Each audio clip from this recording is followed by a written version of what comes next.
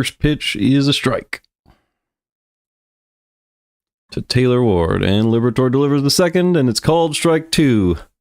Just caught the inside corner with a sinker, and Liberatore has a nice count advantage against his first hitter.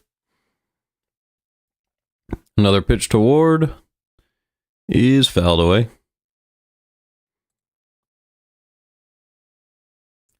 The 0-2 for the second time is delivered and fouled away once again by Taylor Ward.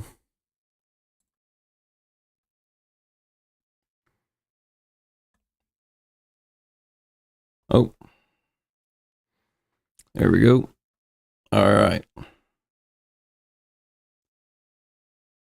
Liberatore is set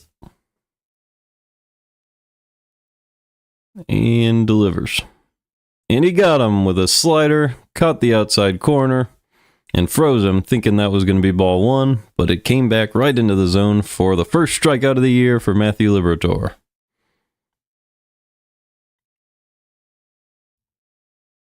Beautiful, beautiful pitch there. All right, let's make sure this is all lined up. Looks good. Perfect. All right, first pitch was a sinker missed outside against Rengifo. Rengifo was very good on a small sample last season. Big stolen base guy. Here's the 1-0.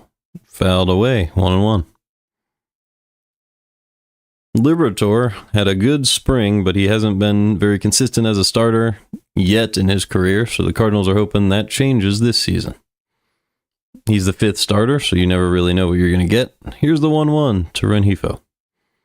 A low ball, he fouled it off to Arenado in foul territory. So 1-2.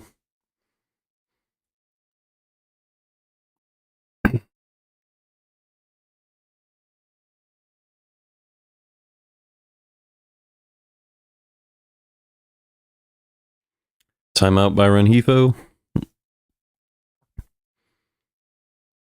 He steps back in, and Liberatore delivers. The 1-2 pitch is fouled away once again. So, not a lot of swing and miss going on so far today, but he was able to freeze Ward for the first strikeout. So, here's another 1-2 to Rengifo. He delivers, and it is smoked to the right side of the field, but it is caught by Wilson Contreras. Oh, Alec Burleson is playing first base today. Caught by Alec Burleson. I think that would be a good time for me to see what the defense looks like. So it is Victor Scott in center, Jordan Walker in right, and Lars Nootbaar in left, as usual. On the infield, we have Burleson playing first, Wynn at short, Arenado at third, Donovan at second, and Pedro Pajes behind the plate. So the unusual things there are Burleson playing first and Pajes behind the plate, as Mike Trout fouls off the first pitch of the at-bat. So it looks like, who's the DH? It will be Nolan Gorman today. So we did give Wilson Contreras the day off. He has yet to reach base this season, so maybe he needed a day to think about his approach. And here's the second pitch to Trout. Swing and a miss, 0-2.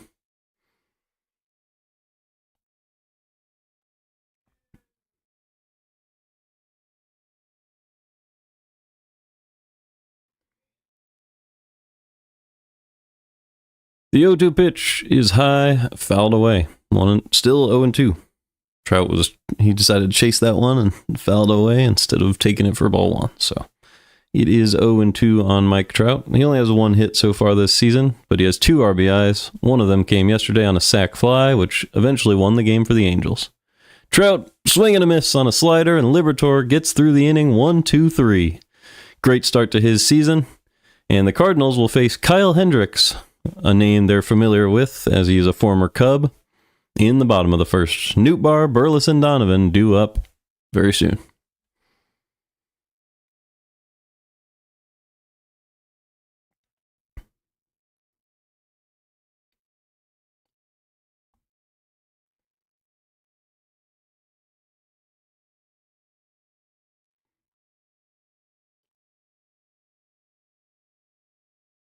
All right. Let's see if we can grab some numbers while this commercial break is here. Maybe look at Gorman from last season. And, we'll look at Liberatore as well. Liberatore had a 4.40 ERA, 0.3 BWAR, so not terrible. 95 ERA plus. Not too bad, and if he improves, I could see him being a quality starter. He's a guy who can always give you a bunch of innings, but just hopefully they can stay consistent. If we look up here at what Gorman did last year, he is the starting second baseman, but only had 0.3 BWAR over the course of a full season. 6 stolen bases with an 85 OPS plus, just because those strikeouts and the low average and eventually ate him up. A lot of strikeouts, 151. Goldschmidt actually had more, but Gorman only played 107 games, so that explains that. Let's get back to it.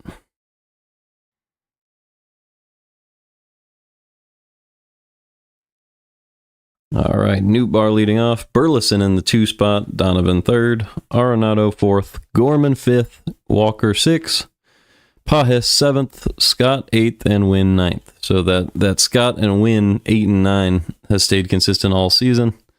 Burleson now moves up with Donovan 3rd against the righty Kyle Hendricks. So the first pitch to Lars Nootbaar is right in there for strike 1, 86 on a 4-seam, right down the middle. He throws 12% 4-seam, 39% changeups, and almost as many, 36% sinkers. So a lot of sinkers and changeups. And there's another 4-seam, 0-2. I don't know if is that the 4-seam, because it looks like a changeup to me, but maybe that's just the velocity. 0-2 on Nootbaar. He fouled that one away. Hendricks delivers, and it is a changeup. 80 miles an hour, so there you go. The fastball's about 86, and the changeup is about 80.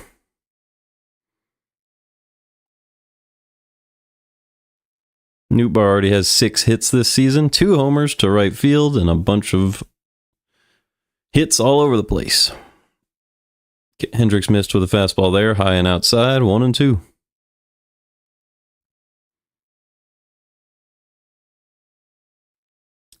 One-two pitch delivered, and Nootbaar throws his bat at it and chops it to center field for a base hit, reaching base once again. What an incredible, incredible start to the season. We're in our 5th game, and Nootbaar is still hitting 500 with a 1.579 OPS. Not trying to do too much, just lifting the ball right over the second baseman's head for a hit. Or that might have been the shortstop playing on a shift. All right, Burleson steps up to the plate with Nootbaar on first. And the first pitch from Hendricks is outside. Try to sinker there.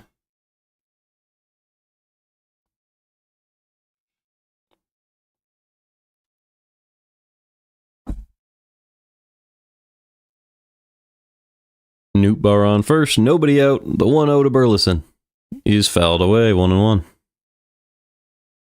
Burleson is 3 for 12 on the year. He's mostly been the DH, but has had a couple games playing first base as Contreras is trying to figure it out at the plate. Today, he is at first while Gorman is the designated hitter. And here is the 1-1 pitch to Burleson. Caught the outside corner and he fouled it off, 1-2.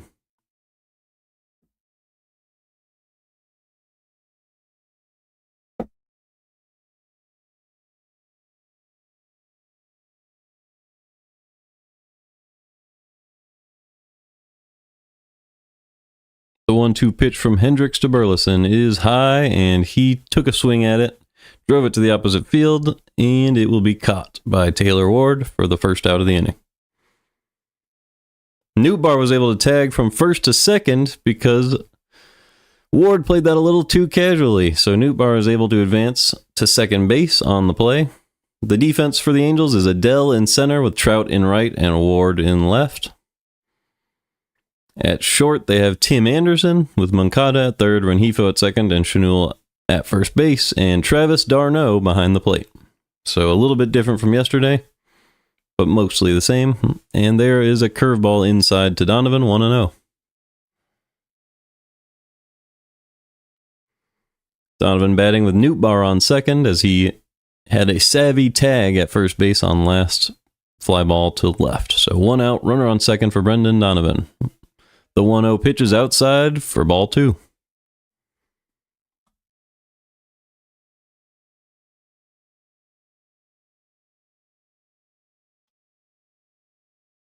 Donovan was a lot better against right-handed pitching last year, but he's still solid against lefties. And the pitch swung right over that changeup.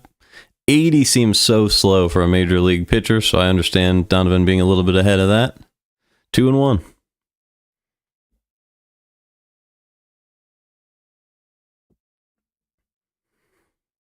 Donovan has a little bit of a smile on his face after that pitch. Here's the 2-1. He waited on it and drove it out to left, but Adele was there to... Sorry, not Adele. Ward was there to charge in and make the play, and there are 2 away. Here comes Nolan Arenado with Nootbaar on second. Seems like Nootbaar and Arenado have been the most consistent at delivering this season, but Gorman was very good in the game he played, and Jordan Walker is hitting .444. 4 for 9 on the year.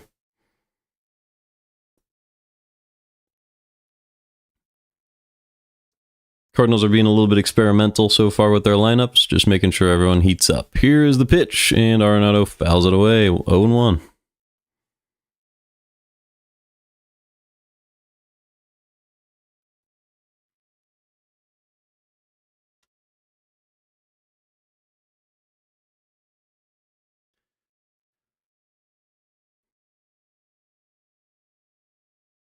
The 0-1 pitch from Hendricks is outside, 1-1. So Arenado is 6 for 15 on the year with a homer and 3 RBIs, so not bad at all.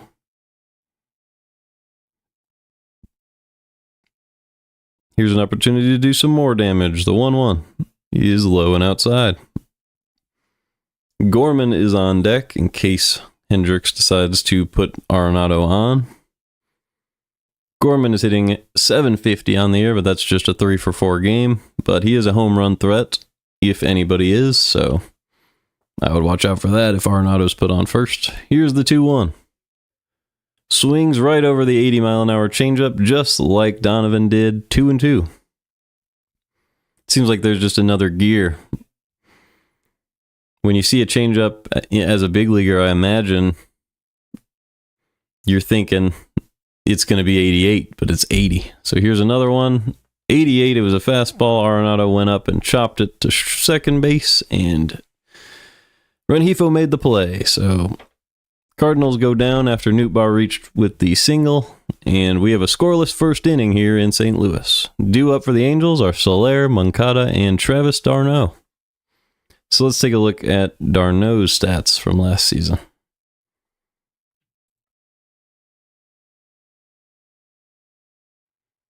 So here's the Cardinals. I imagine d'Arnaud was not on the Angels last year. We could take a look.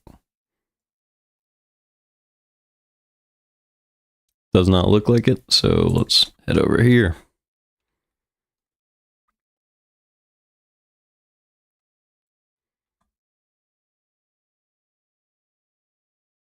So in 2024, he was with the Braves, as usual. He had a 1.1 WAR. Is it a 101? Oh, okay, 103 OPS plus, so not bad at all.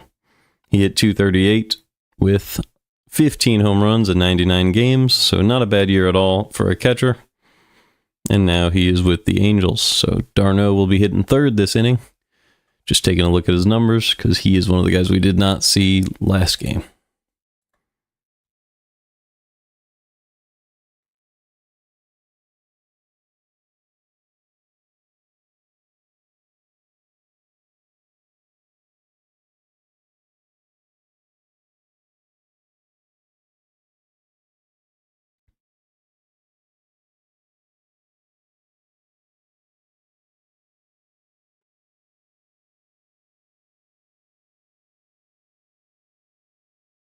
I'm probably going to pull up some quizzes potentially today during the commercial breaks.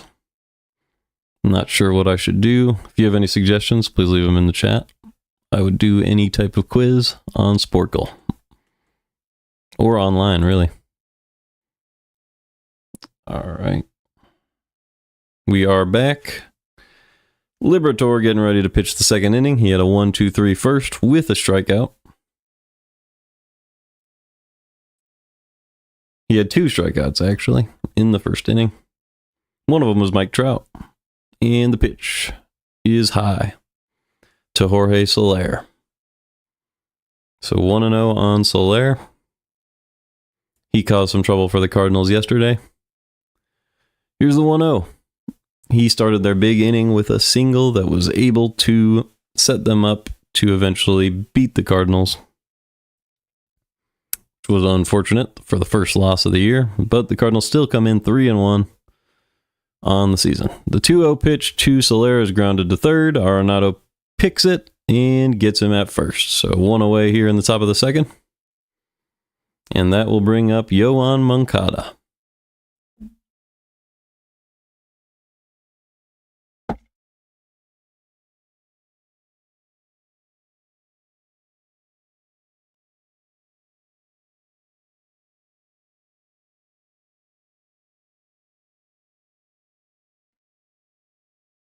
The windup and the pitch. It is high and outside, 1-0.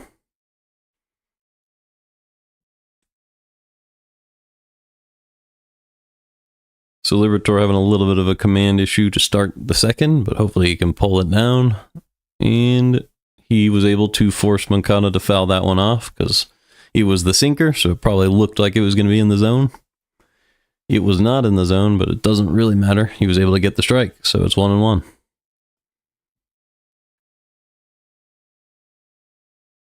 And the pitch. Right down the middle with the sinker. Moncada took that one, 1-2. So Moncada not seeing the sinker very well here in his at-bat.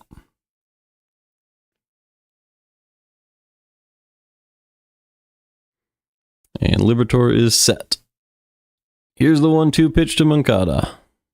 Smoked to third. Arenado caught it and lobbed it to first base. He caught it in the air, though, so that was just for fun. 2 away. And that will bring up Travis d'Arnaud.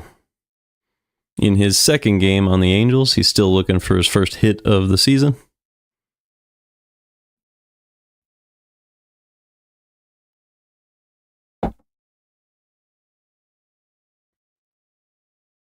I imagine he is kind of a platoon bat against lefties. And here's Liberatore to d'Arnaud.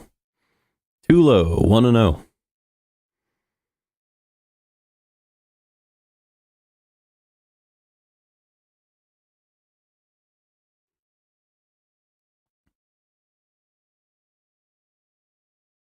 Liberatore looks on. d'Arnaud awaits the pitch. The 1-0 is high, 2-0. If we take a look around the league, Texas leads Cincinnati 1-0. The Mets lead Miami. Miami leads the Mets 4-2. Pittsburgh is in Tampa Bay, and Tampa Bay leads that game 4-0. And the Yankees trail Arizona 1-2 in New York. The pitch to d'Arnaud was low, and Liberatore is now down in the count 3-0. So d'Arnaud is likely to take this pitch, make sure that Liberatore can put one in the zone. Probably doesn't have the green light. Here's the pitch right in there for strike 1, 3-1. So that command has caught up to Liberatore a little bit as he has fallen behind d'Arnaud. Here's a key 3-1 pitch as d'Arnaud's looking to drive something. And here it is, the 3-1 right in there with the cutter, 3-2. Would have been ball 4, but d'Arnaud swung right over it, thinking it was going to be a fastball. Perfect pitch from Liberatore to get him to chase. And the count runs full on d'Arnaud. The windup and the pitch. Right in there, and d'Arnaud chops it to center field, and it is caught by Victor Scott. So, another 1-2-3 inning from Matthew Liberatore, and due up for the Cardinals are Nolan Gorman, Jordan Walker, and Pedro Pajes in a 0-0 game in the second.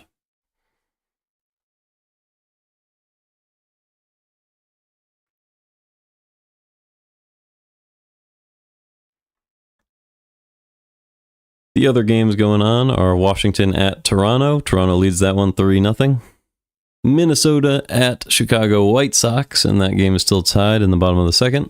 And in the top of the second, Milwaukee is tied 0-0 with Kansas City. Houston's will host the Giants today. You have Cleveland in San Diego. The Tigers are in Seattle, and the Cubs are in Sacramento to face the Athletics. And then finally, the Dodgers host the Braves.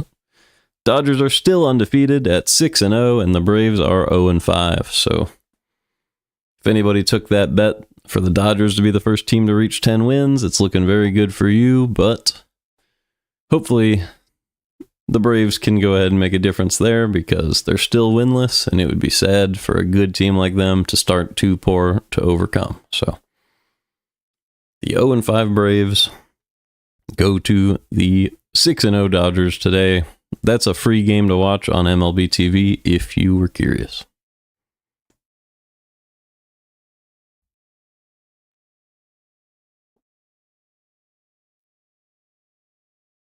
Let's see.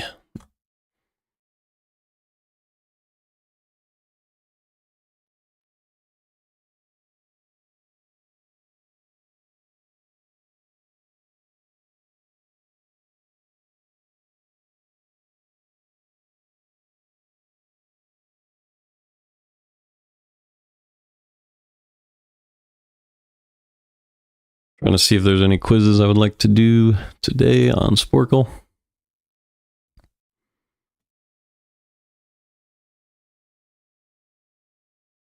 Baseball players by color. I don't know. I don't think I'm going to be able to do that one.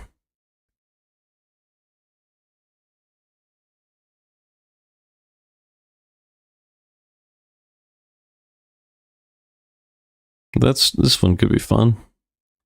Maybe not. All right, we'll come back to that. I bet the game's back now. And it is. So Gorman will come up to the plate here in the bottom of the second.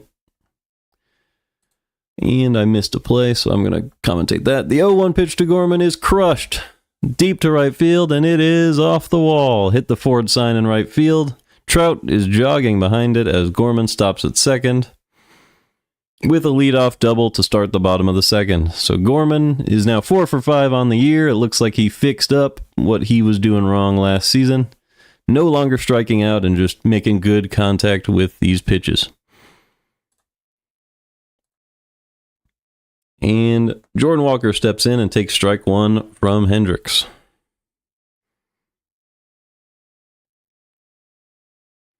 It's really fun to see Gorman swinging the bat well again. Here's the 0-1 to Walker. Inside 1-1. Drove him off the plate with a sinker.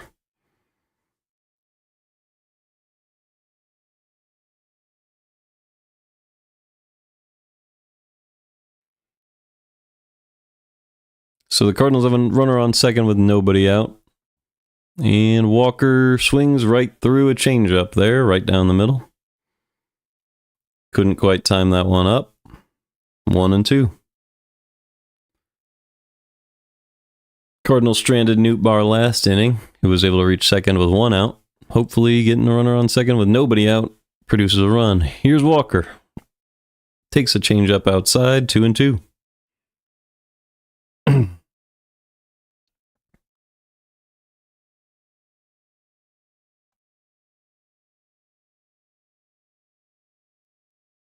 The 2-2 to Walker. Right down the middle, but he fouls it back, 2-2. That one was the four-seam. Hendricks' four-seam seems to have a little bit of movement, but nothing too strange there.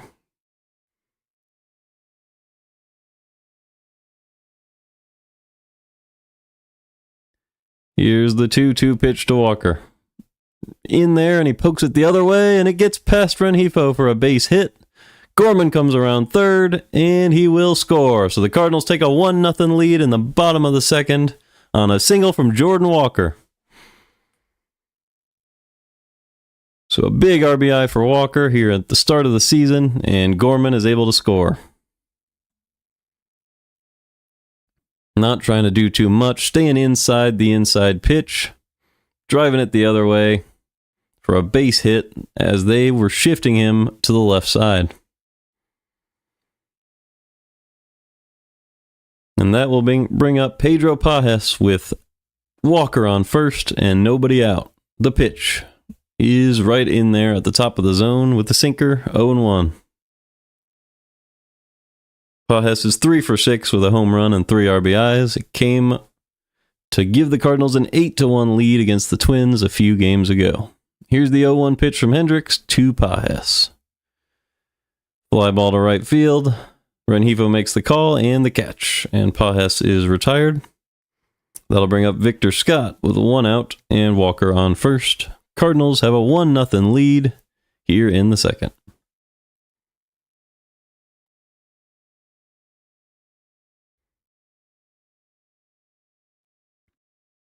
Victor Scott's having a pretty good year, hitting .333 so far, .953 OPS. He has a big home run, and he's stealing bases. He has 2 stolen bases already. Here's the pitch. He looks to bunt and pulls it back on an inside curveball. 1-0 on Scott.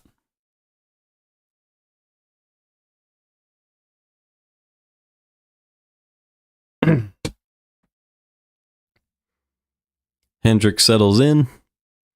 Victor Scott awaits the pitch, and here it is. Slow curveball. Scott's able to pull it to right field, drop it right in front of Mike Trout for a single. So the Cardinals now have first and second with 1 away for Mason Wynn, who's also looking for his first hit of the season, just like Travis d'Arnaud is for the Angels.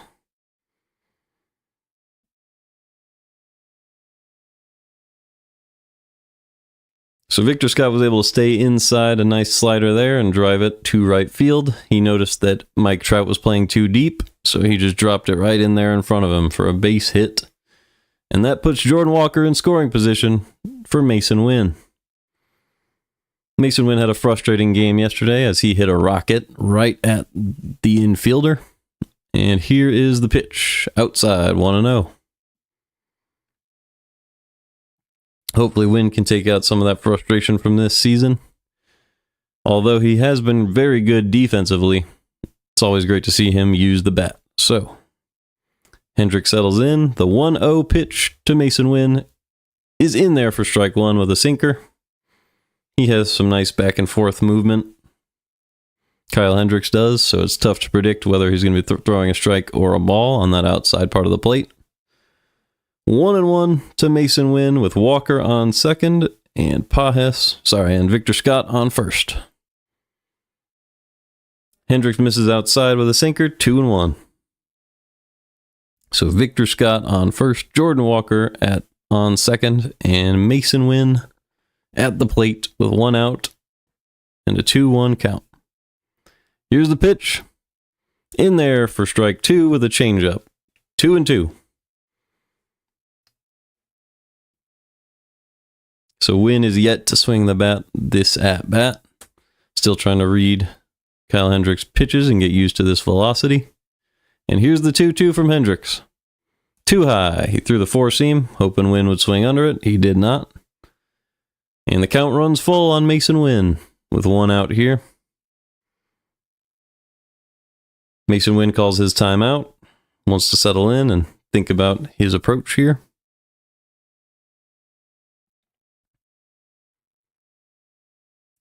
Walker takes his lead. Hendricks settles in, and the pitch. Walker goes. Strikeout for Mason Wynn, but Walker is able to steal third base. And I imagine it was a double steal. It was. So the Cardinals now have runners on second and third, with 2 away for Lars Nootbaar. So Mason Wynn still unable to get a hit, and he did strike out, but that moves Walker to third and Scott to second for Lars Nootbaar. With how he's hitting so far this season, you would almost think they might want to walk him, but they're not going to. It looks like they'll pitch to him. So here's the pitch to Nootbaar, and it's right in there with a sinker, right down the middle. 0-1 on Nootbaar. Nootbaar leads the team in total bases so far this year, and he also has walked probably more than anybody else, so simply been our best player here as the leadoff hitter. The 0-1 pitch to Nootbaar, outside, 1-1. Victor Scott on second and Jordan Walker on third. I would imagine they would try to be careful with Nootbaar, but it doesn't really look like that's what they're doing. So here's the 1-1 pitch from Hendricks to Nootbaar. Outside 2-1, so maybe they are adjusting their approach. Seems like they're trying to maybe pitch around him while still trying to get him out without having to face Burleson. So that's the approach. Here's the 2-1 pitch to Nootbaar. It's in there. He tries to go down and get it, but lofts it out to right field, and it's an easy play for Mike Trout, and that will end the second inning. But the Cardinals were able to score one on a Jordan Walker hit, and that drove in Gorman after his big double to lead off the inning. Walker hit a single through the right side of the infield. Due up for the Angels next inning are Nolan Schanuel, Joe Adell, and Tim Anderson. So let's take a look at their numbers.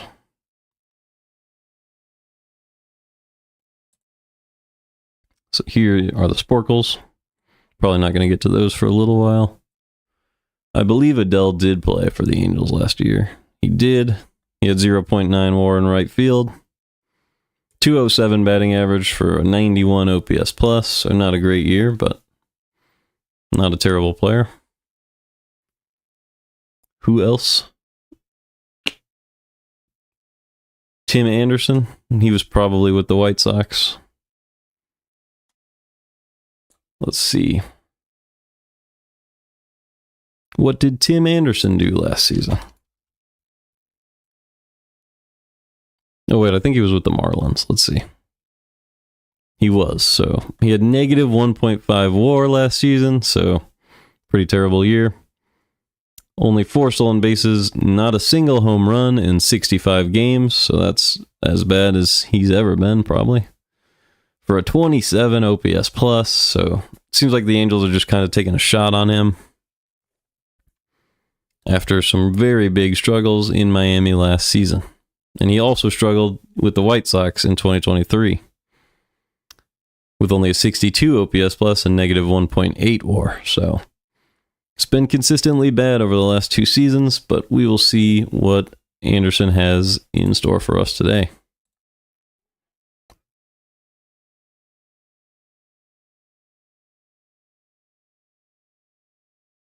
All right, Schanuel is approaching, and it'll be a lefty-lefty matchup between Liberatore and Schanuel to open up the top of the third with a 1-0 lead. Liberatore delivers, and it's a strike. 0-1 with a 4-seam to Schanuel.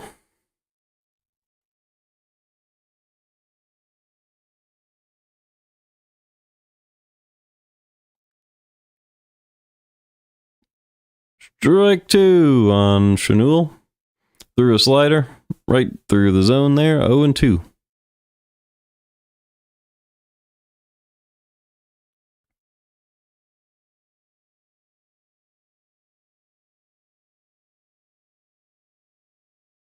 Here's the 0-2 pitch to Schanuel. It is high, and he grounds it to second base. Donovan makes the play, flips it to Burleson for out number 1. So he chased one up in the zone there, drove it over to Donovan, and Donovan made the play. So Liberatore has thrown 23 strikes and just 7 balls in this game. He's been very efficient and has yet to give up a base runner. As Joe Adell steps to the plate for the first time today. He is hitting .500 this season. And the pitch, ground ball to the left side. Arenado cuts off Wynn and makes the play. 2 outs now on the top of the third.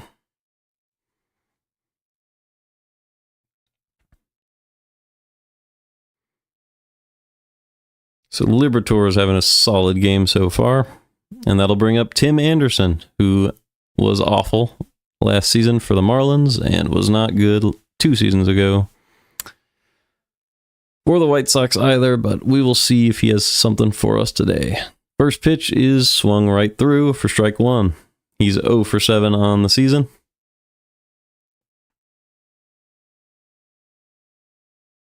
He has not yet reached base this season. Liberatore pitches, and he smokes it to right field for his first hit of the year, and that will also be the first base runner allowed by Matthew Liberatore today. So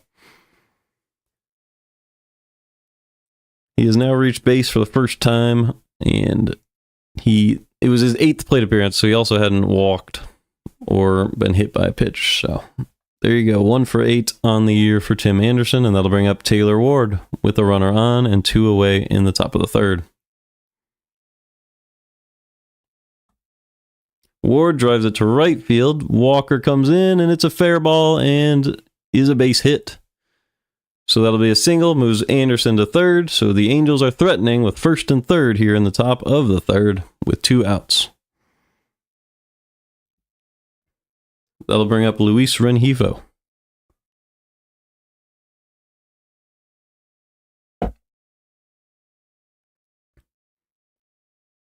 Just a soft liner in the right spot. One of those bloop hits to right field that nobody can do anything about. A jam shot to right field. Can't blame Liberatore for that one. And here is Rengifo.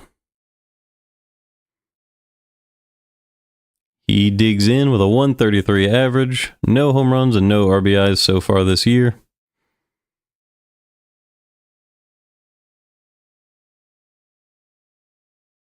And Liberatore gets set. Here's the pitch. Right in there for strike 1. A sinker that looked very hittable. Scary pitch right over the middle of the plate, but Rengifo did not swing. 0-1. The Angels have Anderson on 3rd and Ward on 1st. As Rengifo drives one out to left field, and it is fair. Nootbaar cuts it off in the corner. Throws it in, but it'll be a double for Rengifo and 1 run scored for the Angels. So now they have it 2nd and 3rd with a 1-1 ball game. 2 outs, 1-1 game. Angels have scored their first run off of Liberatore. He was just patiently waiting for that off-speed pitch, and he did not miss it. Put it into the corner. Nootbaar made a good play to get a good angle on it, make sure the second run doesn't score. So the Angels have it 2nd and 3rd now, with Mike Trout coming up to the plate.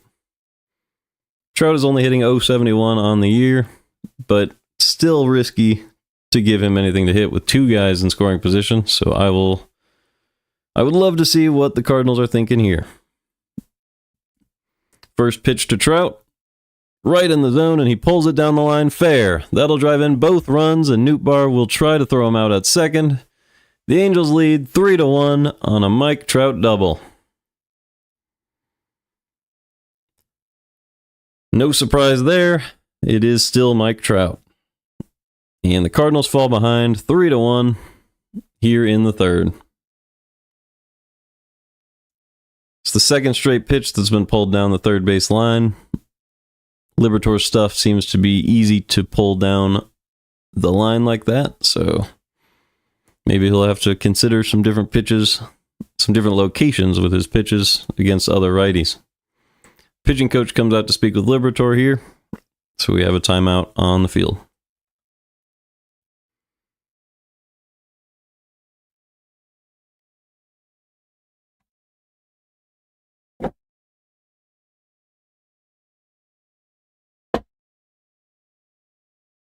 This inning, Liberatore has not thrown a single pitch outside the zone, so I imagine that had a little bit to do with it. He's going right after every hitter, and they are swinging.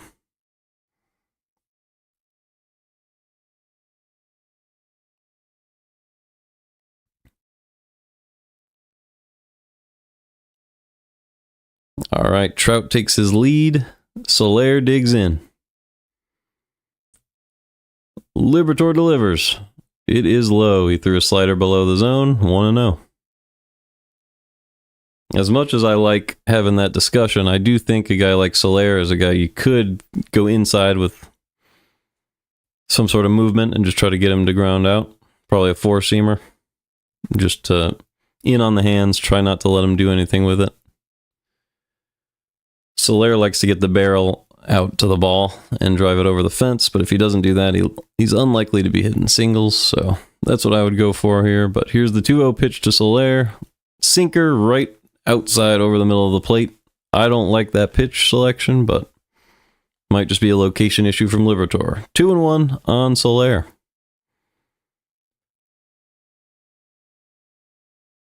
Here is the pitch. Down in the zone, a little too low, 3-1.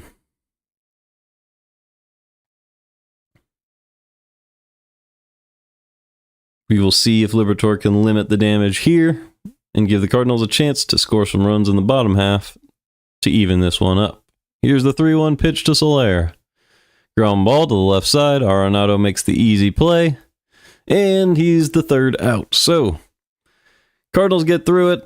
Burleson, Donovan, and Arenado will be due up to face Hendricks in the bottom of the third in a 3-1 ball game in favor of the Angels.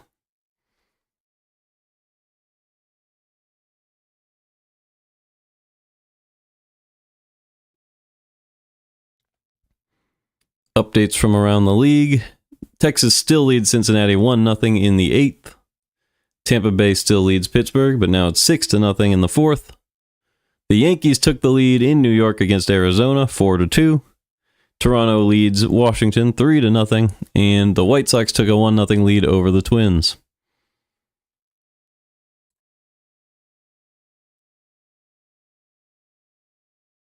Tim Anderson was able to get his first hit today. Let's see. Sporkle.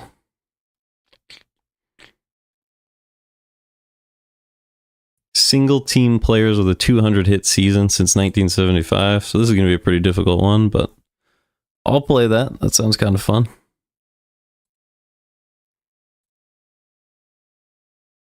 Wow. There's not a whole lot of guys who only play with one team. All right. So Jeter, definitely. There you go. Boston, I would imagine Ortiz is on this list. He's not. Okay, so hits. So it's going to be some like Pedroia. There we go. Milwaukee, I know Braun. Did he only play for them? He did. Altuve's got to be on here a lot.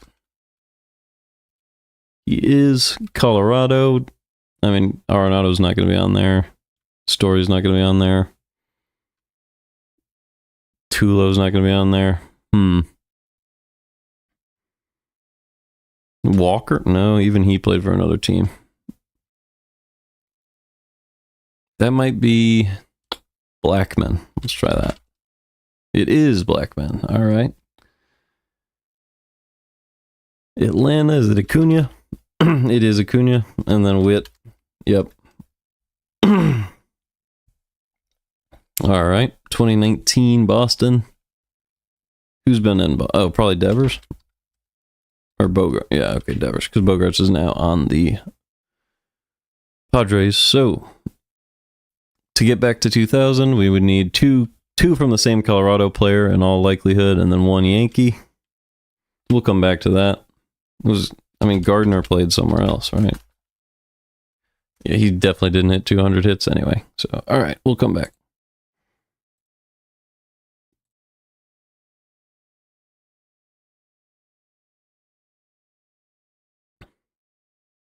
All right, 0-2 on Burleson. Hendricks was able to get ahead in the count while I was away.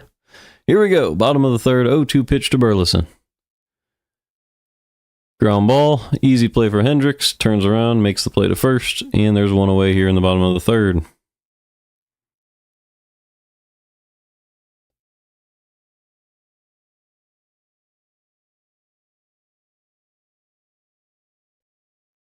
Hendricks has the lowest ERA versus St. Louis in the last 100 seasons outside of Jim Rooker, who I've never even heard of, so that's terrifying. Here's the pitch to Donovan. It's strike one. Missed outside with a curveball, but they gave it to him. And Donovan didn't like it, but he didn't say anything because he's a respectful guy. Here's the 0-1 pitch to Donovan. Too low with a changeup, 1-1.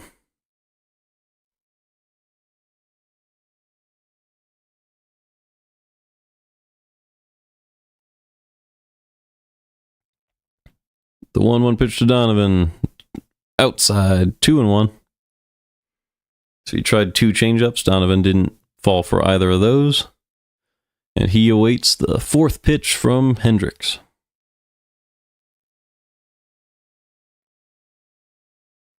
Here's the pitch to Donovan. right in there for strike two, 2-2. He went up and in right there. Arenado is on deck. If Donovan is able, well, either way, but it'd be hopefully Donovan can reach. Here's the 2-2.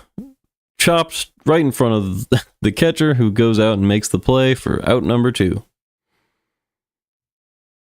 Almost played out like a bunt there, but it was not a bunt. It was a swinging bunt. And the ump called it fair, so Donovan is out, and Arenado is coming up to the plate.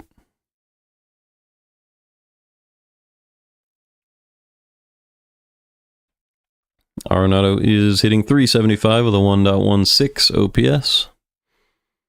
2 outs. Here's the pitch. Outside, 1-0 with a sinker.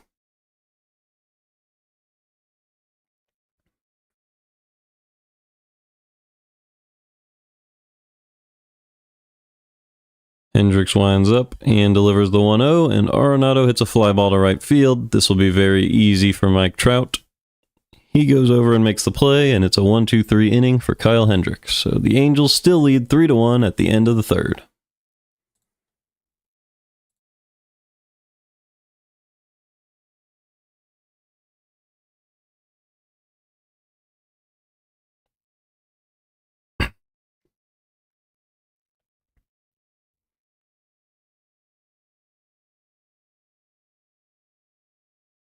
I will be back for the fourth, but I'm going to leave the game on for when it comes back.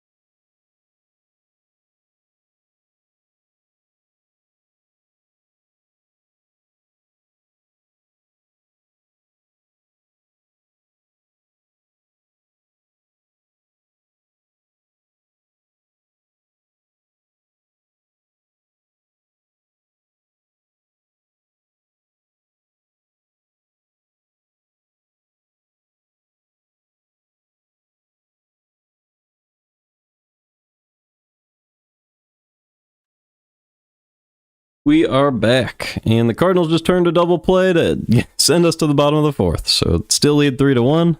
Quick inning from Liberatore there. Sorry about that. Had to step away.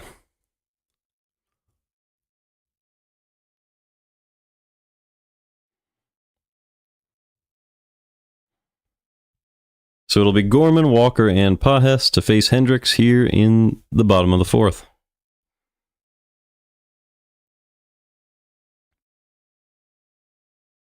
Milwaukee has taken a 2-0 lead at home against Kansas City.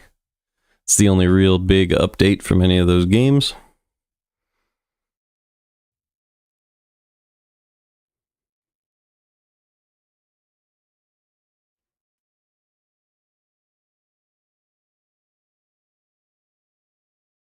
Let's go back to the quiz here.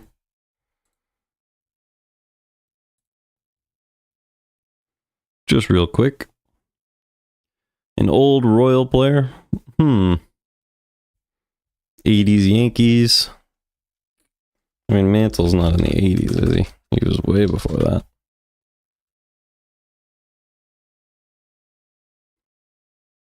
Houston, huh? There's definitely a guy who has a son. Forgetting the name, but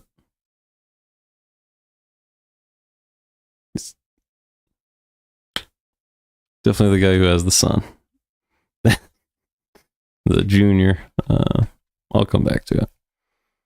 99 Yankees to go along with Jeter. I mean, Alex Rodriguez played other places, so it's not him.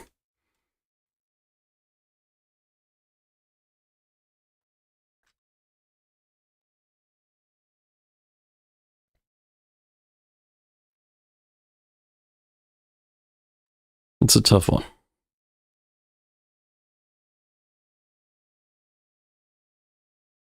Let's check if the game's back, and I'll come back to that.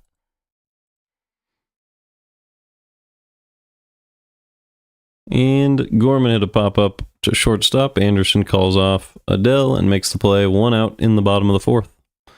So that was the first pitch from Hendricks. It's been a quick fourth inning. And here comes Jordan Walker.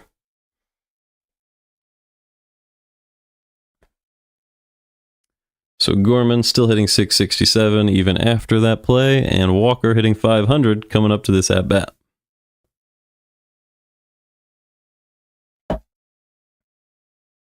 He's 1 for 1 today with an RBI single to right field. Slow curveball in there for strike 1, and it is 0-1 on Walker. Here's the 0-1. Outside, 1-1. Walker was able to stay inside one of those fastballs earlier. Put it into right field for a big single. Here's the 1-1 pitch. He does it. Nope, he fouls it away. 1-2. Thought maybe he was able to do the same thing, but just missed it below that one. And it is 1-2 on Walker. So Hendricks, nope, timeout Walker. So he steps out, uses his timeout for this at-bat, and he digs back in. Hendricks is about to throw his 56th pitch of the game, and he will right now. The 1-2 to Walker, outside, 2-2.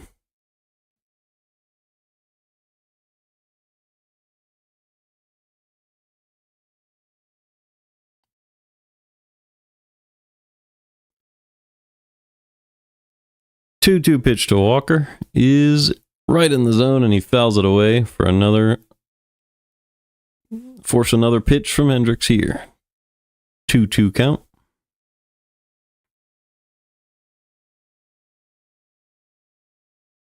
And the pitch.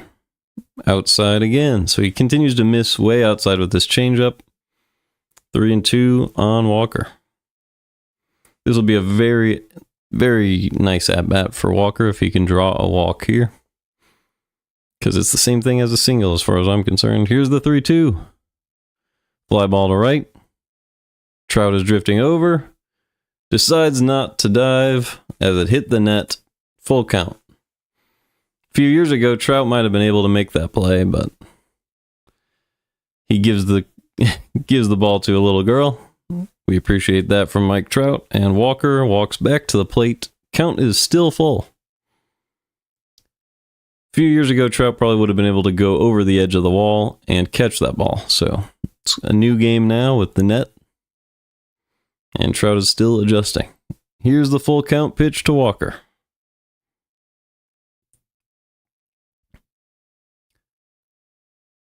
Fouls it away once again. So Walker having a very nice at-bat against Kendricks.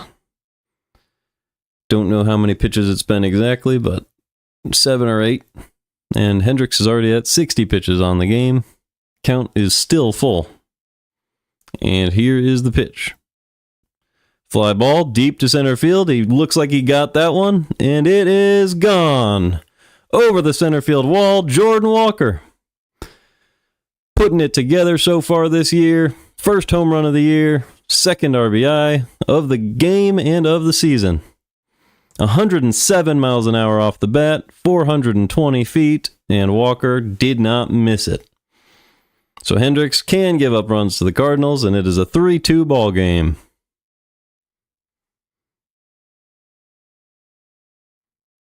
Just stay dead center.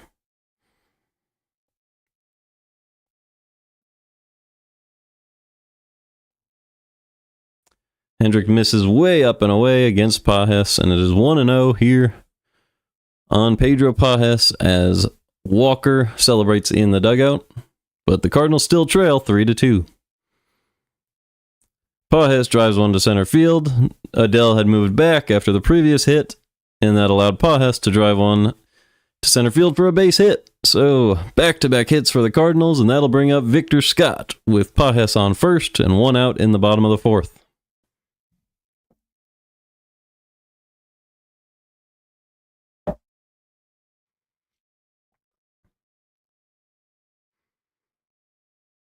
Victor Scott hitting .375 on the year with a 1.014. So a lot of one dots in this lineup so far.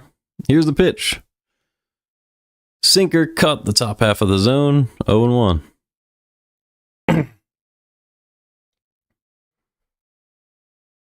Victor Scott is 1 for a single and a stolen base. So that was his third of the year on the double steal. And here's the 0-1. Fouled away. 0-2.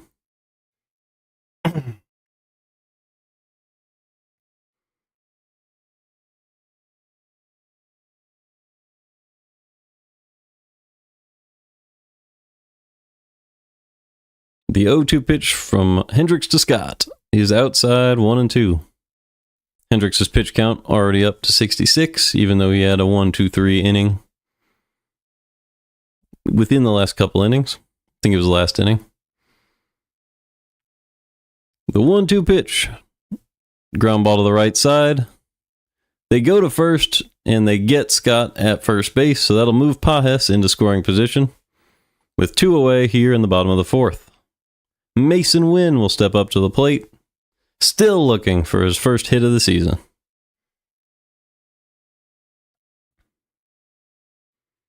Pages is not exactly the fastest runner in the league here on second base, so even if he's able to hit a line shot base hit, you wouldn't really expect it to score the run, but a slow one probably could.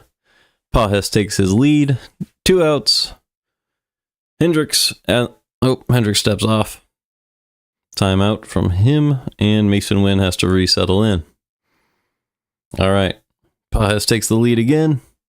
Hendricks gets set and delivers. Wynn takes a big swing over to the left side, but it drops foul. Could have been made by Tim Anderson, but just barely got out of reach, and Wynn will get another chance. 0-1 on Mason Wynn.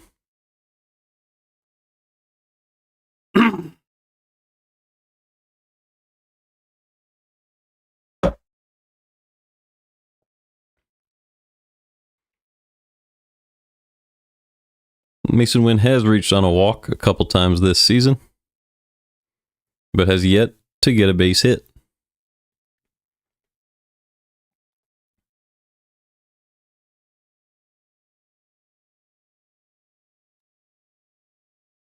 All right.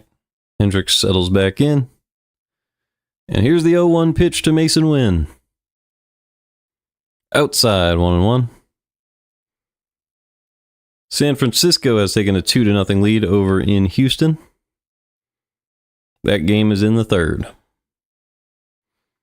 Wynn is ready, and so is Hendricks. So here's the 1-1 pitch with Pages on second. Fouled back by Mason Wynn, 1-2.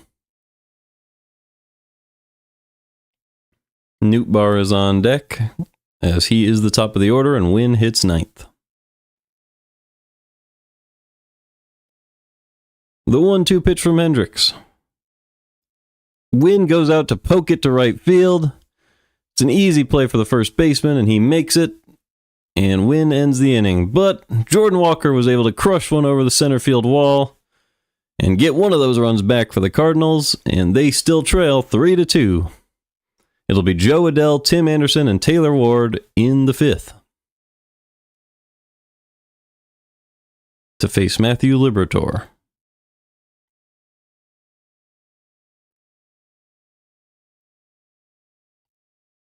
And let's get back to this quiz.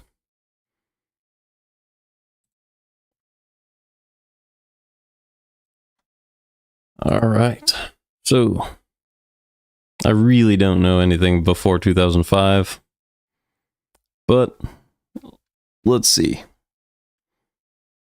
Just Yankees, recent Yankees who only played for the Yankees? That's really tough, because a lot of their players, they just signed. But Biggio is the guy I was thinking of. There he is. So it was. Okay. So we got that. Colorado from the 2000s. I don't think I'm going to know that. Let's see if I can come up with one of these, though. Ripken? I mean, he played a lot, right? All for the Orioles. There we go. 83, and then in 91, he had 200 hits. So that's a decade separating those two. That's really impressive. Who's Mr. Padre? Do they give me Mr. Padre? I doubt it. 1989 Minnesota. I don't think I'm going to be able to get that unless it's no, Tommy didn't get hits like that, and he played in the 2010s, so no. Yeah, I'm not. Detroit 1987. And 1983. Yeah, these are so tough. I'm sure everybody in, like, if anyone's watching this who really knows baseball, they could probably help me out. I just know Cardinals for the most part, but all right. Let's get back to the game. If you know any of those, though, you can leave a comment. I'll be able to read it. All right.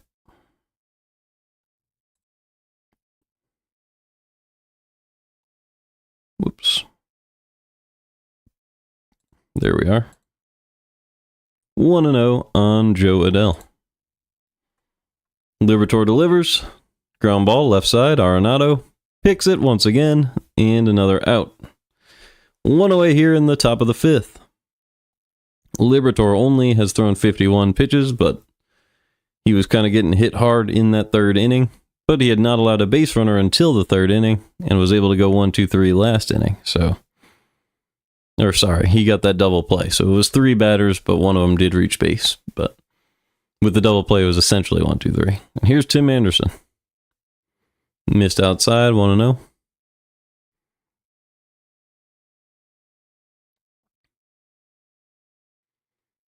Tim Anderson's hitting 125 on the year. His only hit was in the third. And here's a ground ball to the left side. Arenado picks it up again and makes the play to first. 2 away here in the top of the fifth. So Liberatore feeding his best player, Nolan Arenado. Maybe he made an adjustment to go closer to the line because 2 of those hits from earlier were right down the third baseline. So wouldn't be an illogical move. And here is Liberatore pitching to Taylor Ward with 2 away in the fifth. Strike 1, low in the zone. 0-1.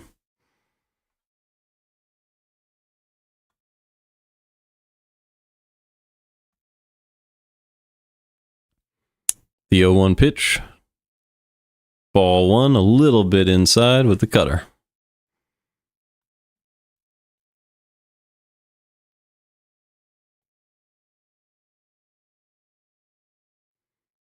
Liberatore delivers inside, 2-1. So missed even further inside with that cutter, and Ward was driven back. So maybe they changed his eye level a little bit.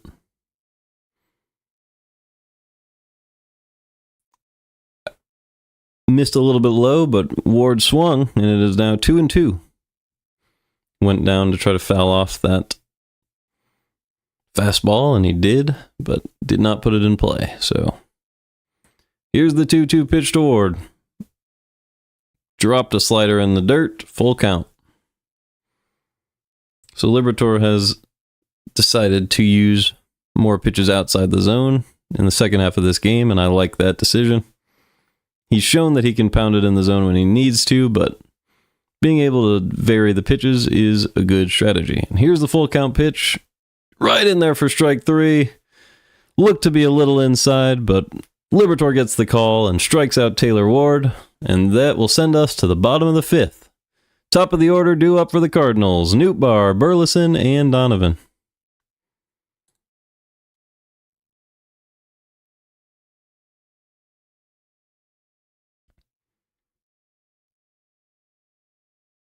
Hendricks still on the mound. He's thrown 71 pitches.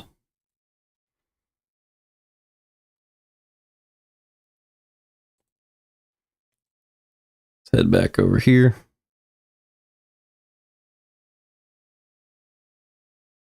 I don't think I'm going to be able to get any more of these, so let's just learn who they are.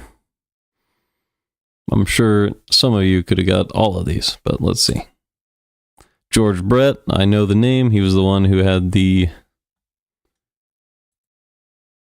call of too many, like the pine tar call on his bat, too high up the bat. And then he was the same guy in 1979. Jim Rice for Boston, Lou Whitaker for Detroit. And then the second time it was Alan Trammell. Tony Gwynn is Mr. Padre. That's the guy I was thinking of. And it was Todd Helton in the early 2000s for Colorado. I should have been able to get him. That's the one that I will say. Gwynn I knew, I just didn't remember his name. Kirby Puckett from Minnesota. Had it plenty of times along with Tony Gwynn. And then Don Mattingly for the Yankees. That's a name I haven't heard in a long time. Puckett and then Rice. Yeah, a lot of the same guys. Robin Yount for Milwaukee. That's one that I never would have gotten. So that's the list. Now, let's get back to the game.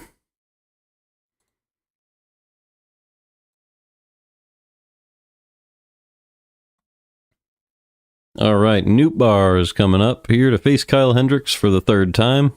He's 1 for 2 today.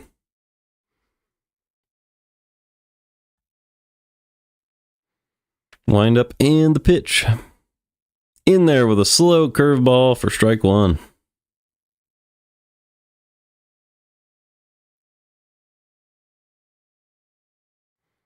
So 0-1 on Lars Nootbaar, the best player on the Cardinals so far this year.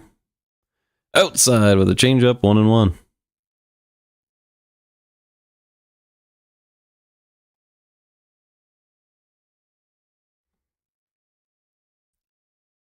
Nootbaar settles in, and here's the pitch from Hendricks. The 1-1 is swung right over with that changeup, 1-2. So he's using that very effectively when he gets a swing. Nobody seems to wait on that pitch because it is just so slow at 80 or 79 miles an hour. Nobody can adjust. And here's the 1-2 pitch from Hendricks to Nootbaar. Too high, 2-2. Well above the zone with that.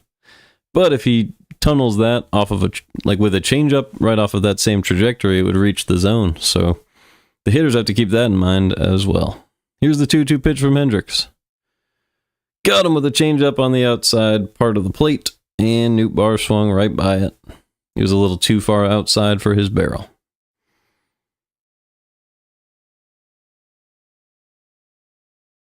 So Nootbaar goes down. He is currently 1 for 3, and that'll bring up Alec Burleson, who is 0 for 2 on the day, but he has not struck out. So if you keep putting the ball in play, eventually something good will happen in all likelihood. Here's the first pitch to Burleson. Strike 1, 80 miles an hour, a little outside, but the Cardinals got that call last inning, so Hendricks should get it here, and he does.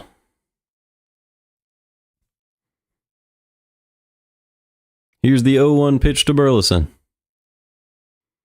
Swing and a fly ball to left field. He drops it fair for a base hit. Looks like he will settle at first for a single. He was cut off well by Taylor Ward, so Burleson was unable to stretch that into a double. Would have been risky either way, so no problem with that. That'll bring up Brendan Donovan with Burleson on first. It'll be Donovan, and it'll be Arenado next. Here's the pitch to Donovan. Did not go around, but it was in the zone anyway, 0-1. A little check swing from Donovan. Thinking about whether he wants to get that one, trying to adjust to this pitching style. Here's the 0-1 pitch to Donovan. Ground ball, easy play for the second baseman. Rengifo tosses it to Anderson, who turns two, and the Cardinals will strand the runner after the Angels turn a double play, and that ends the fifth. So I guess they didn't strand him. He just got retired in the double play. But Rengifo, Trout, and Soler will hit in the top of the sixth. The Angels still lead 3-2.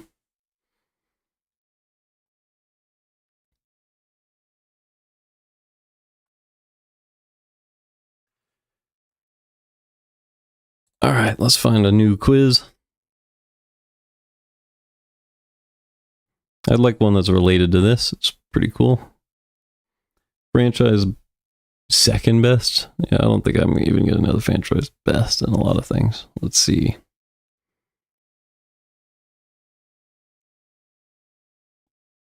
Braves with 30 home run seasons. Ooh, let's see if we can get that for the Cardinals. Well, we'll start with... I don't know if I'm going to be able to get enough Braves.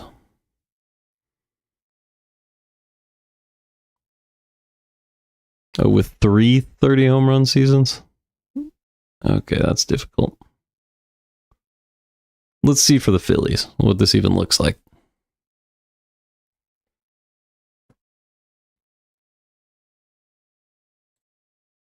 Okay, so 1976, 2008. I imagine Howard is on this list. Year of the third 30 home run. Okay, yeah. Lee probably didn't do that. Oh, he did. Okay. 2024, so Schwarber for sure. And it's not going to be Castellanos. We'll try it, though. No. Harper. There we go. 2007. Is it going to be Rollins? Did he do that? He wasn't a hitter like that. He was an on-base guy. I don't know who was on the 2007 team. Like Phillips was on the Reds. And then I don't know the 60s or any of that. So let's just take a look at the answers before this game comes back. Mike Schmidt, Chuck Klein. Yeah, I wouldn't have got any of those guys. Pat Burrell was the guy from recent history. Greg Lazinski. All right, let's get back to the game. If it's back, at least. It is. Rengifo's up, 1-2.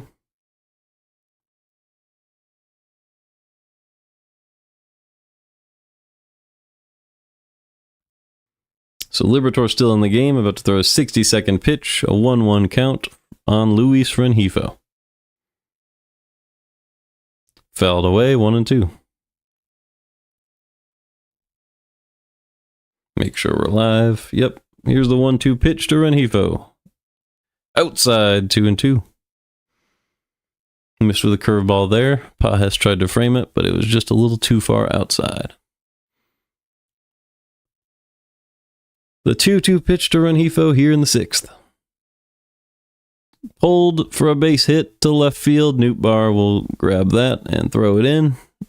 And Rengifo will reach for the first time today for the Angels. Actually, yeah. He also...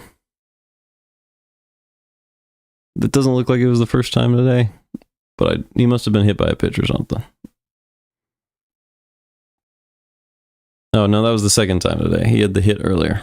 Okay. It was the double down the line. Here's Mike Trout. Looked like a strike, but they call it ball one. Rengifo on first base. Trout at the plate. Nobody out so far in the sixth.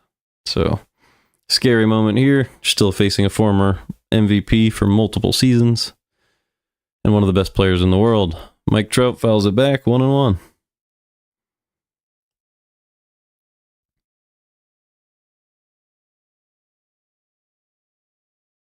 Trout is 1 for 2 today with 2 RBIs. Came on his double down the line as well. Here's the 1-1 pitch. Late swing, 1-2.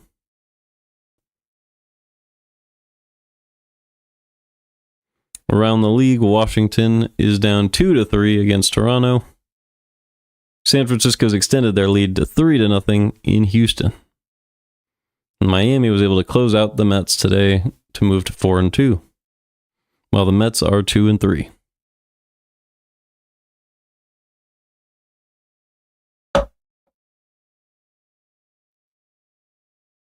Mike Trout steps back in, and Liberatore delivers the 1-2 pitch with Rengifo on first. Nope, he checks on Rengifo. Is that the second disengagement? So you can't attempt another one of those. And here's the 1-2 pitch from Liberatore to Trout with Rengifo on first. He tries to steal, and he's out. A nice throw from Pedro Pajes catches Luis Rengifo.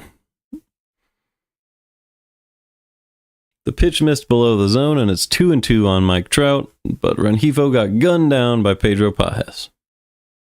Perfect throw. Can't ask for anything better than that. And here's the 2-2 pitch to Trout. He swung late on that and fouled it off to the right. 2-2 still.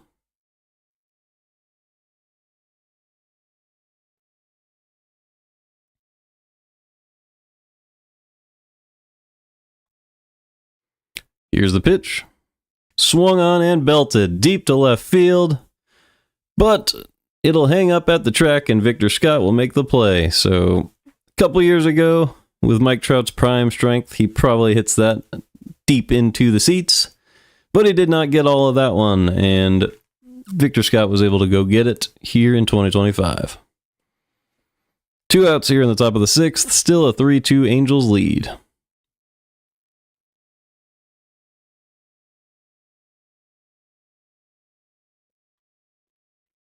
First pitch to Soler, strike 1. Off the bat, I thought Trout probably would have hit that over the fence, so I'm very surprised that he just missed that one. The 0-1 pitch, ground ball, foul, 0-2. So it's 0-2 on Jorge Soler here. As the ump calls time. And we're back in play. Here's the 0-2 pitch to Soler. Pulled, foul. Still 0-2.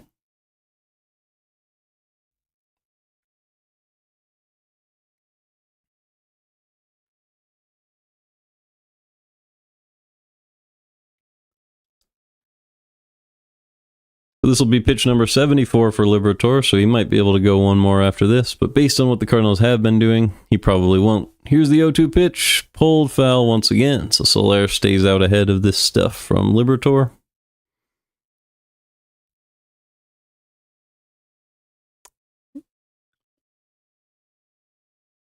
And he will get set to throw pitch. Is it 76 or 75 now? They haven't updated the number. So maybe this is pitch 75. Here's the 0-2. Outside, 1-2.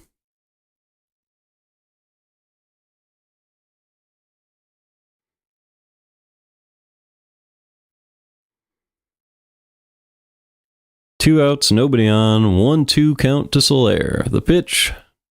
Inside, 2-2.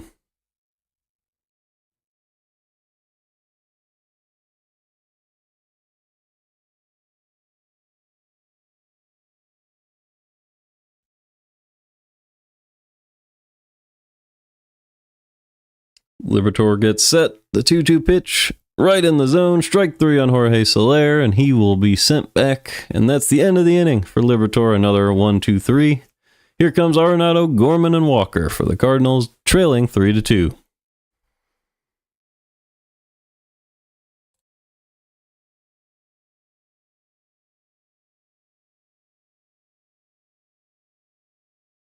All right, I will be back in about 15 seconds here.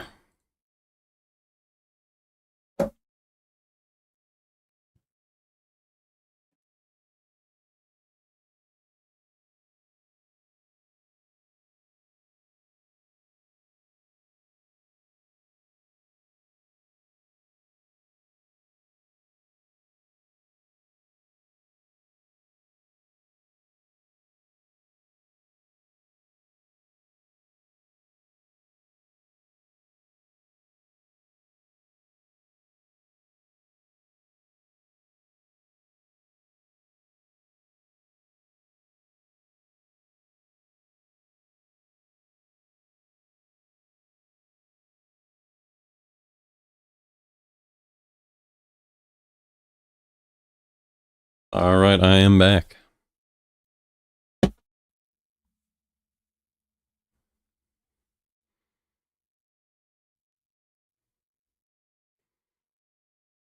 Let's take a look at one of these other sporkles that's similar, maybe.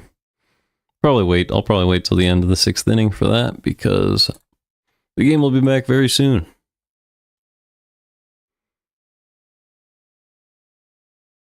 It'll be Arenado, Gorman, and Walker. All 3 of these guys having very good seasons so far, so hopefully they put it together here and can produce a run in the 6th. And the game is back. Beautiful night in St. Louis.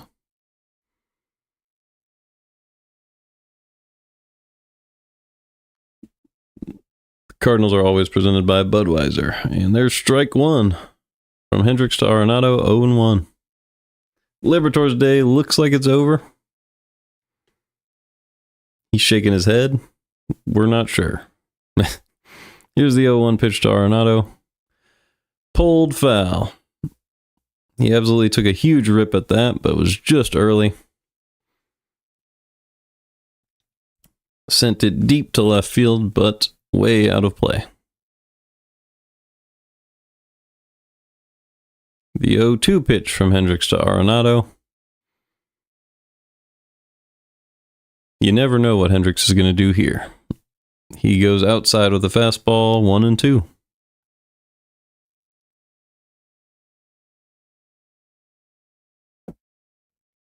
Texas was able to close it out in Cincinnati, 1-0. Here's the 1-2 pitch. Ooh, Arenado went on a check swing. Ooh, they say he didn't, which is surprising. 2-2 on Arenado.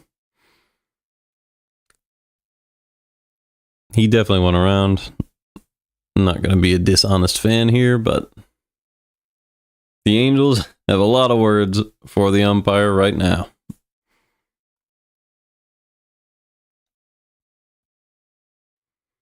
We'll see if it matters as Arenado steps back in. The umpire is not appreciating the unkind words, but they're yelling at the home plate umpire, even though it was the third base umpire, or the first base. Here's the 2-2.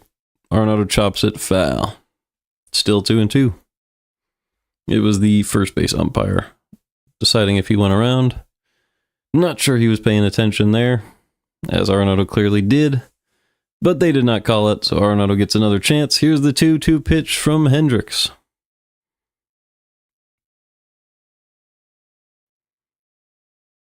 He chased the changeup low and away and strikes out, as he likely deserved to. Gorman will come up to the plate now, here in the bottom of the 6th. He is hitting .667 with a 2,000 OPS, but it's only his 2nd game of the year.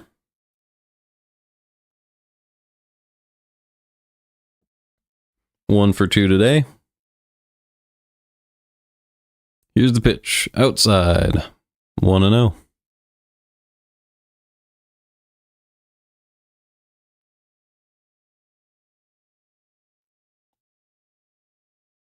The 1-0 pitch from Hendricks to Gorman, outside, and they called a strike, 1-1. That was not close. Gorman shaking his head, did not like the call. Just not a great officiated game, but at least this ump is consistent with this strike zone. Here's the 1-1. Up and in, 2-1.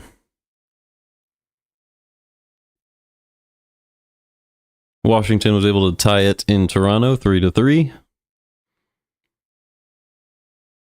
Houston put one on the board against San Francisco. The 2-1 pitch is outside, 3-1 on Gorman.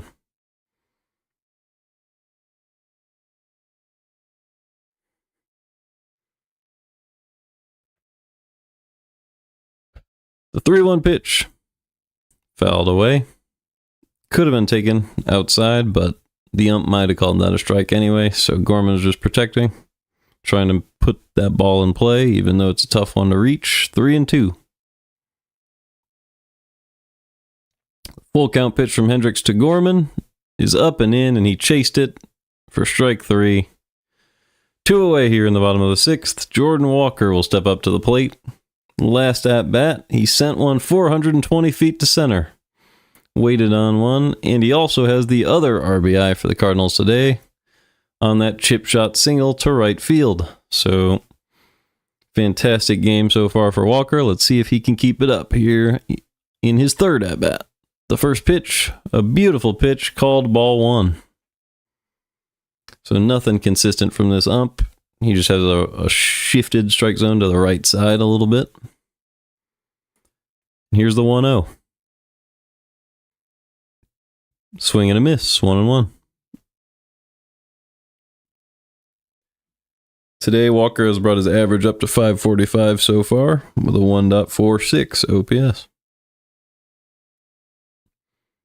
The 1-1 is outside. 2-1.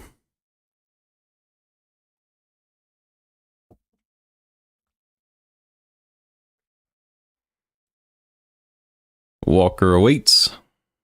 Here's the 2-1 pitch to Jordan Walker. Chases a changeup outside, 2-2.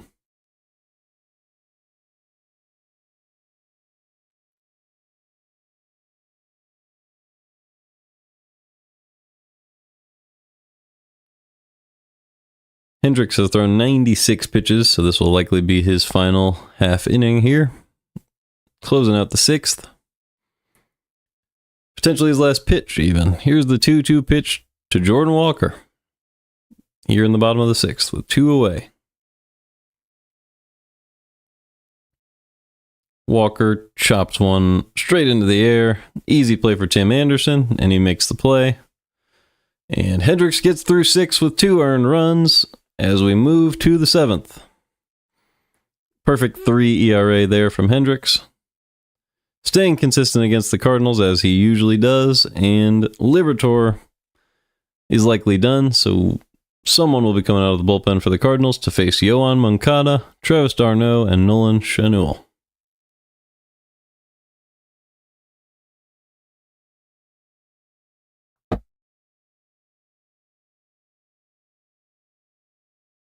Still don't know how to pronounce Schanuel or Shanuel. Either way, you guys know who I'm referring to.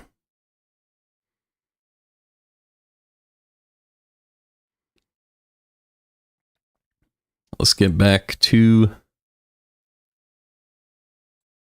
the quiz. Let's see if I can get another one of these 330 home run guys. Looks like they never did the Cardinals for that. Mixed word MLB ballparks. What could this even mean? Okay.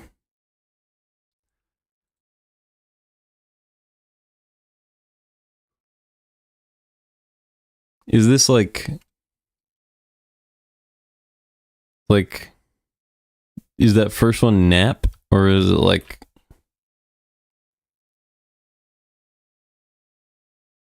that second one can't be a word? So it's like something park, probably. This is way harder than I thought it would be.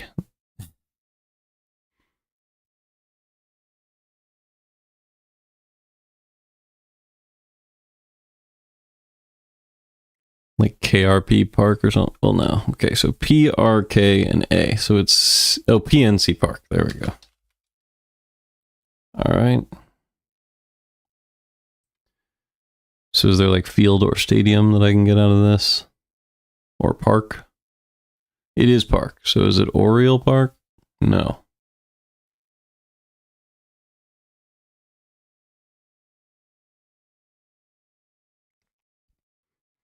So we have O R E L C A, like Oracle.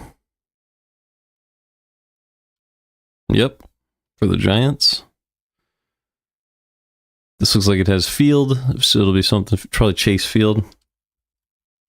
There we go. This has park in it as well. That's a tough one. It's like, it's not Petco, is it? Maybe it is. Let's go for Petco Park. It is. There we go. This looks like a field. Is it Oriole Field? No. Well, maybe Orioles Field. It is not. It is field. Is it? It's not. Something with an S. 5-letter word. Whatever. I'm sure the game is back. I don't want to waste everybody's time.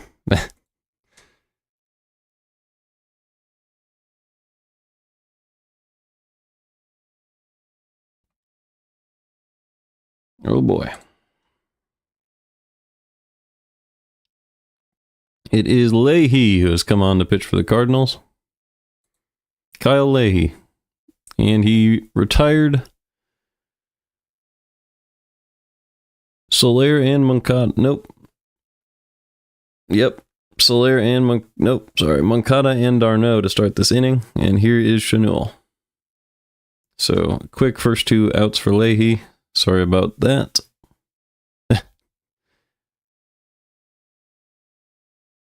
Get distracted with all these quizzes. And here's Chenul. The guy who I can't pronounce the last name of unless I hear it. And there we go. Strike 2, 1-2.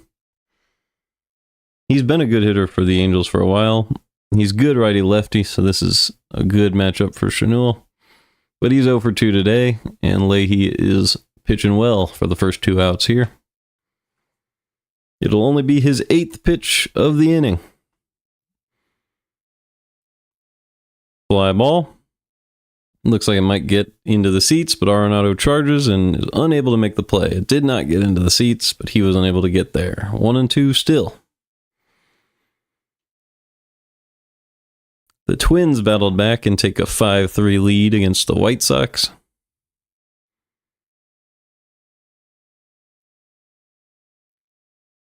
Arizona is battling back against the Yankees. That game is 4-3 in the 8th.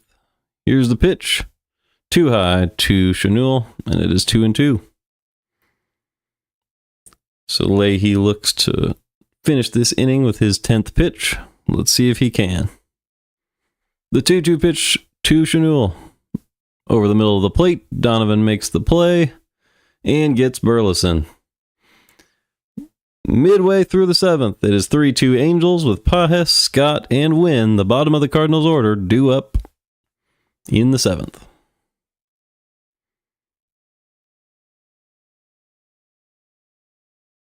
Yep. Thank you, Zach. PNC. I was able to figure that out.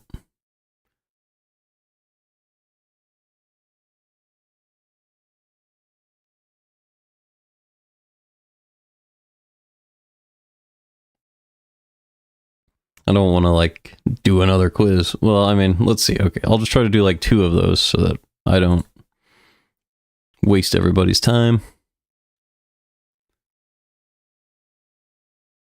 Let's make sure the game's not back already. Something's going on. Uh-oh. I do not know what is happening with my computer. It is lagging.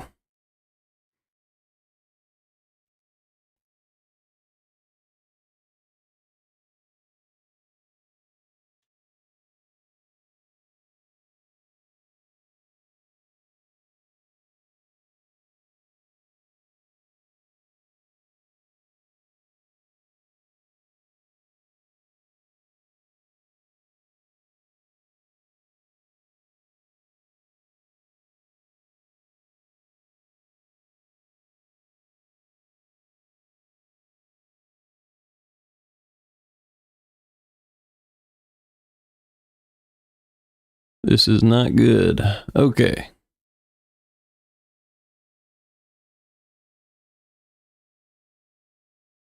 Okay, are we back?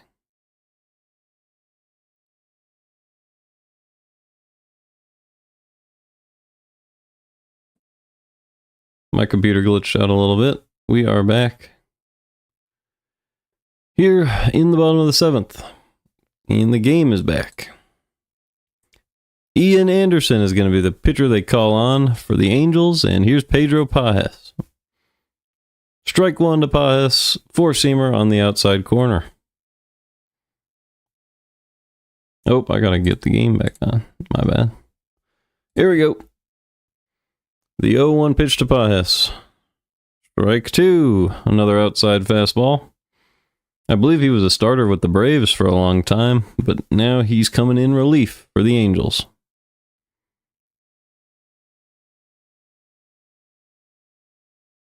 Oh. Okay. The 0-2 pitch from Anderson to Pajes. Outside, 1-2.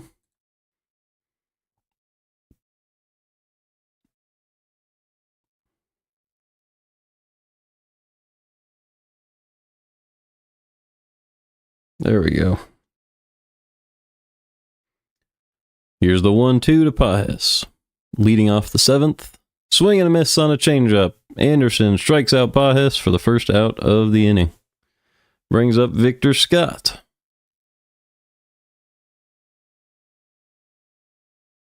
Victor Scott, 1 for 2 today.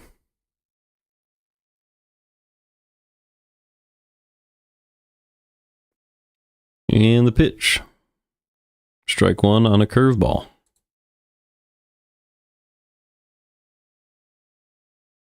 Oh and 2 on Victor Scott now.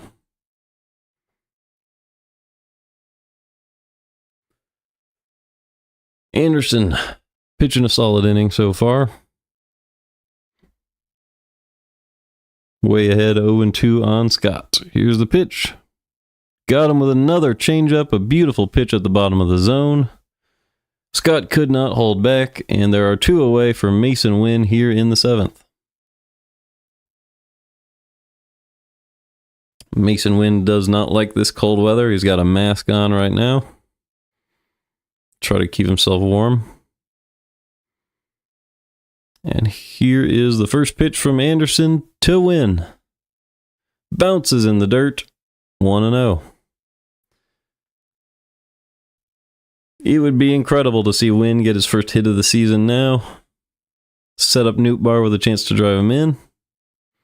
But we will see what happens. Here's the 1-0 pitch from Anderson. A little high, 2-0.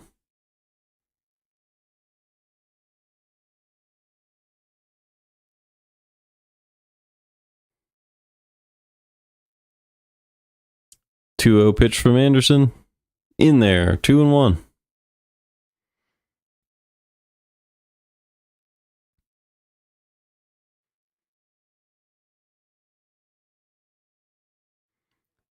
Here's the pitch. Ground ball to the right side.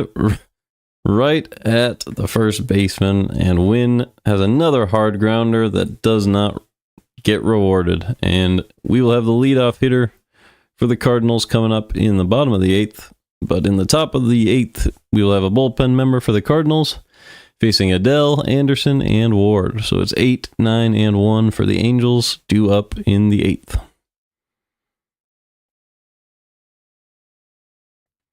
All right, let's get back, see if I can do a couple more of those challenge questions.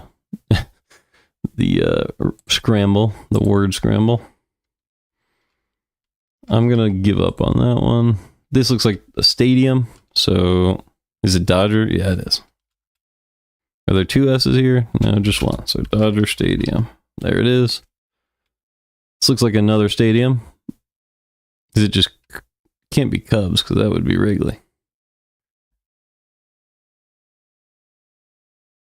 This is Wrigley. Let's knock that out real fast. This could just be Busch. Let's not screw around with that. It is. This is a field.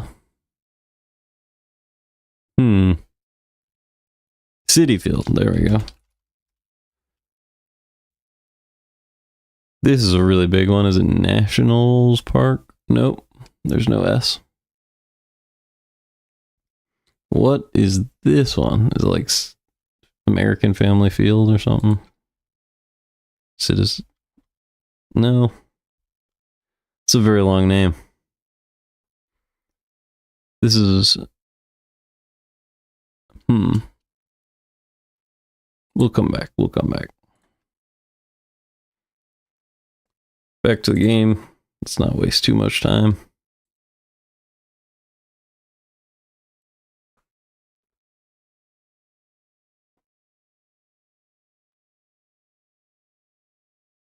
All right, perfect.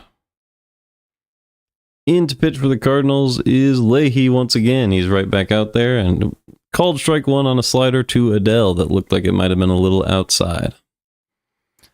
So Kyle Leahy, he has a 5.4 ERA so far this year. Trying to bring that down.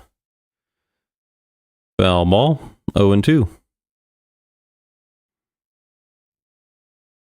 I like that we're bringing in a pitcher who has struggled and giving him another chance to bring that ERA down as quick as possible. Who's up to bat? I just joined in the Cardinals game. Hello, it is Joe Adele, the center fielder for the Angels.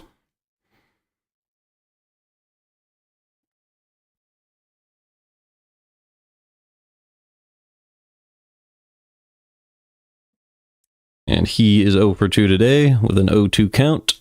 Takes a sweeper for ball one.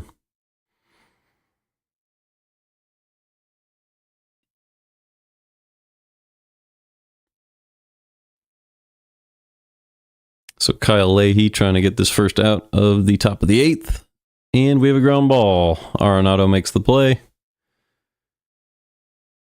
For probably the sixth time in the game, the ball hit straight to Arenado. One away here in the eighth.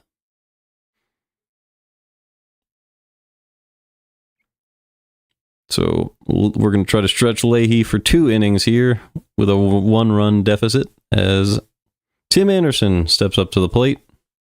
He got his first hit of the season earlier today, hitting 111, so he's 1 for 9 on the year with no walks. Strike one to Anderson.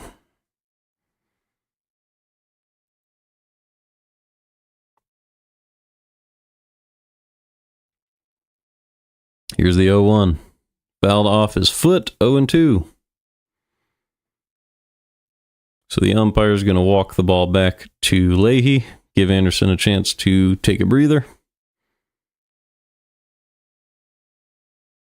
Over in New York, Arizona is threatening to tie that one. It is 4-3 Yankees with Arizona having the bases loaded and 2 outs. So that's an exciting one. I'll keep you updated.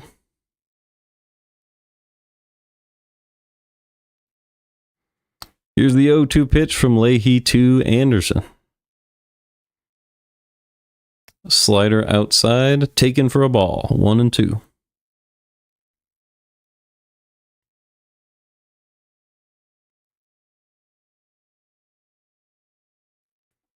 The 1-2 pitch, sweeper right in the middle of the zone, fouled back by Anderson, 1-2 still.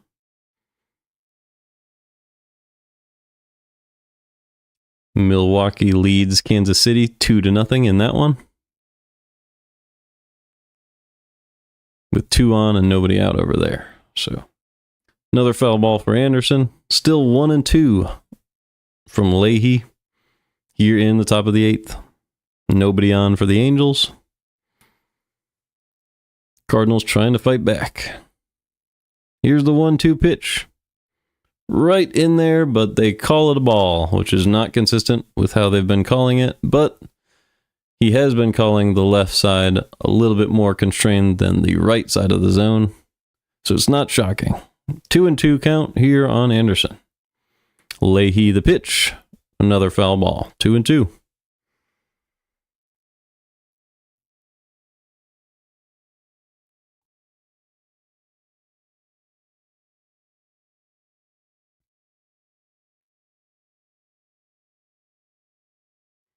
Leahy gets set, about to throw his 23rd pitch. Strikes him out with a sinker. Caught Anderson thinking it was a fastball and swung right where the ball would have been had it not moved with some arm side run. And Arizona did convert with a grand slam against the Yankees and took a 7-4 lead in that one. So said I'd keep you updated. There you go. Arizona took a big lead there. Here's the first pitch to Ward. It is a ball. 1-0. Leahy has thrown 23 already. Now 24. Here's the pitch. Way too high, 2-0. So starting to see a little bit of drop off in command here from Leahy, having to be stretched for multiple innings, but 2 outs and nobody on might just be worth it. Here's the pitch. Ground ball, foul. Taylor Ward is 1 for 3 on the day with a run. And he'll be followed by Luis Rengifo, who is 2 for 3. Here's the pitch from Leahy. Ground ball. Arenado picks it up right on the line and delivers with a perfect throw to Burleson, who scooped it. And we are through 8. Due up for the Cardinals are Lars Nootbaar, Alec Burleson, and Brendan Donovan in the bottom half of the 8th. I wonder if they'll stick with Anderson, who only threw 11 pitches last inning. We'll have to see.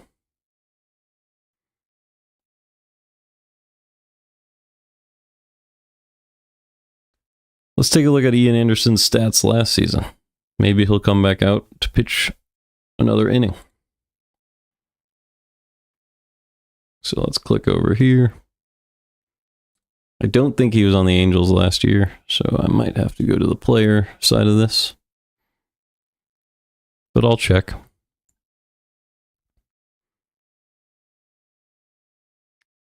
He was not on the Angels last year.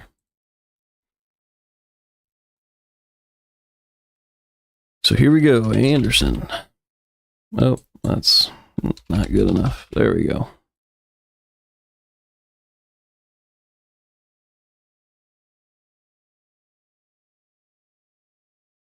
So, looks like he hasn't pitched since 2022 with the Braves. So, there you go. He did win the World Series in 2021 with the Braves, and that is all. So, getting his chance with the Angels right now.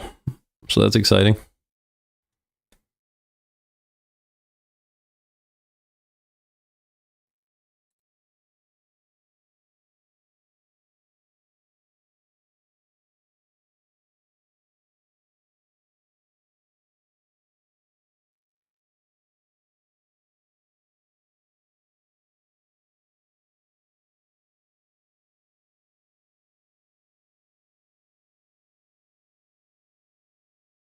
All right, we are back. It'll be Lars Nootbaar, Alec Burleson, and Brendan Donovan at the top of the order.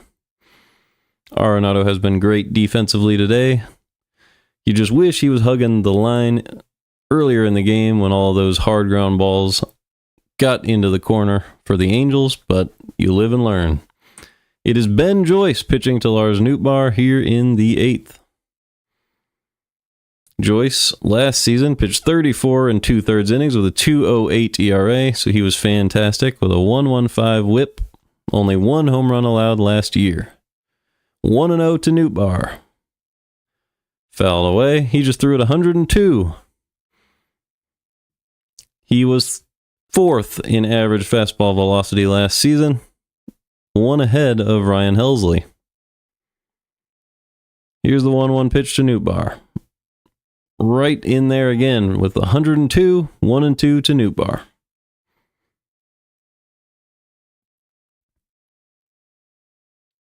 Terrifying pitcher to go up against, but Nootbaar has been incredible, so maybe he can adjust. Here's the 1-2. Smoked to left field. Can it get into the gap? It can't, so it'll just be a single for Nootbaar, but he reaches base yet again. He's 2 for 4 today. Absolutely crushing it as a leadoff hitter so far this year. And that will bring up Alec Burleson to face the flamethrower Ben Joyce.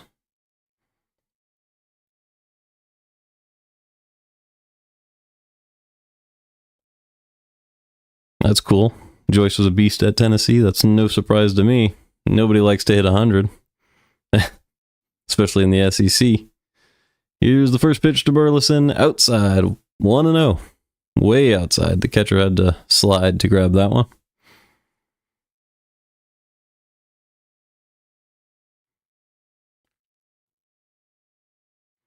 Here's the 1-0 pitch to Alec Burleson.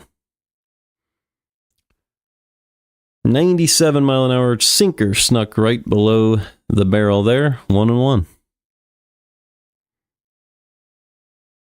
So when you have a pitch that can move like that to pair off with your 102-mile-an-hour fastball, it's a lot. Here's the 1-1 to Burleson. Another sinker, he chops it to the right side. They have to go to first, so that'll move Nootbaar into scoring position. Effectively a bunt from Burleson, just a little bit harder hit. And here comes Brendan and Donovan with a chance to tie the game. Donovan hit a home run yesterday, but ended up equalizing it with a mental error in the 10th. So he kind of netted the same number of runs for each team last game. Hopefully he can deliver today to make up for it. Here's the pitch to Donovan. Ground ball to the right side. He's hustling, but they get him at first. Nootbaar moves to third now as Arenado comes up with a chance to tie the game for the Cardinals. Very, very high leverage spot here. Ben Joyce pitching to Arenado. Game on the line in the bottom of the 8th. Nootbaar on third. 2 away. Arenado's bat speed moved from well below average last season to well above average this season. And that could explain some of the increase in production so far. Joyce misses outside with 103, and it is 1-0 on on Arenado, with Nootbaar on third.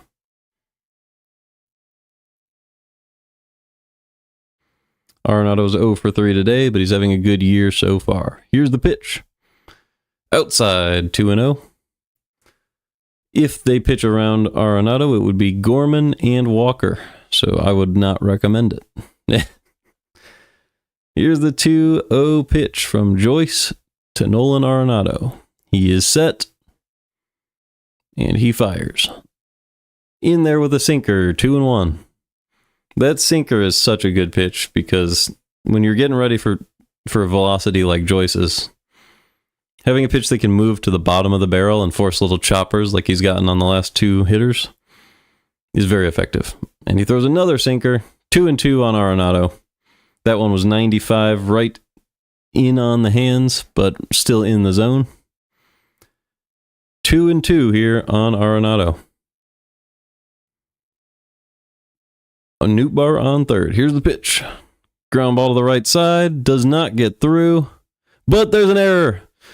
A throwing error into the dugout, and Nootbaar will score, and the game is tied. 3-3 in the 8th.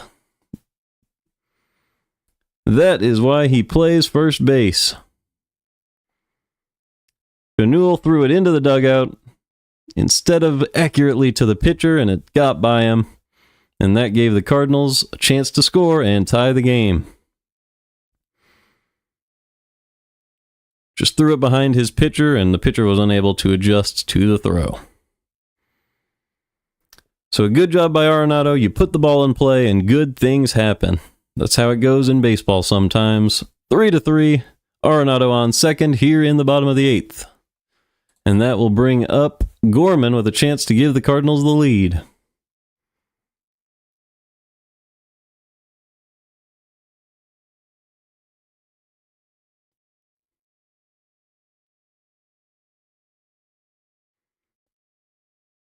Two close games between the Cardinals and the Angels so far, so very entertaining series.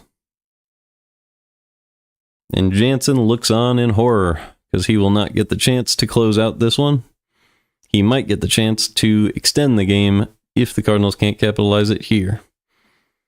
Well, I guess the Angels could score in the 9th and he could get a save opportunity, but that would not be optimistic. So here comes Gorman with Arenado on second and Joyce still on the mound. The pitch, outside, 1-0. I like Gorman in this type of spot because it's all really hard throwing pitches from Joyce. So if Gorman can get under one of these, he could send it a long ways, as they say in Oakland. The 1-0. Ground ball. And it'll be an easy play for Rengifo, and Joyce gets out of it, but he does give up the run on the throwing error by the first baseman. And that has tied the game at 3 after 8. Due up for the Angels are Rengifo, Trout, and Soler. The heart of the order.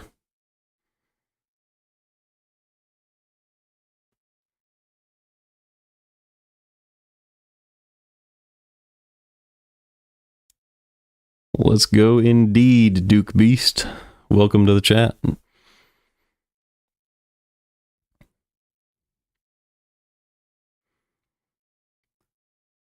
Should I try a quiz real quick? I think I will, but we could also look at Ben Joyce's stats. Yeah, let's look at Ben Joyce's stats from last season. Because I was unaware that he was throwing pitches faster than Helsley on the regular like that. So there's Ian Anderson. Jeez. Ben Joyce started his career in 2023. Last season, he pitched in 31 games with a 1.6 WAR, a 2.08 ERA, 2-0 record, 4 saves, only 8 earned runs allowed in 34 2/3 innings, with 33 strikeouts in those 34 2/3 innings for a 2.03 ERA plus. So an excellent, excellent year for Joyce last season.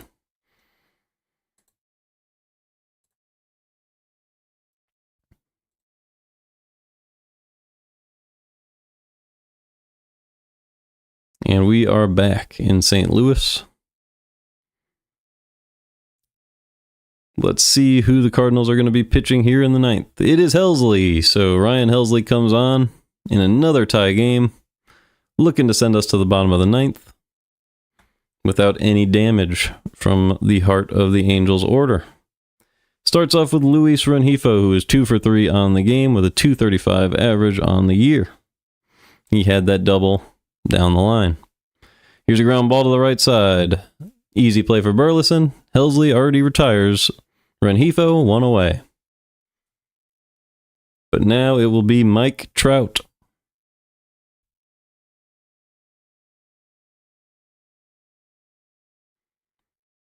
The biggest headache when facing the Angels is having to deal with this guy. Former league MVP. Has a 2 RBI double in this one. But the Cardinals battled back, and it is 3-3 now. He is 1 for 3. First pitch in there for strike 1. A nice outside 4-seam at 97. 0-1 on Trout.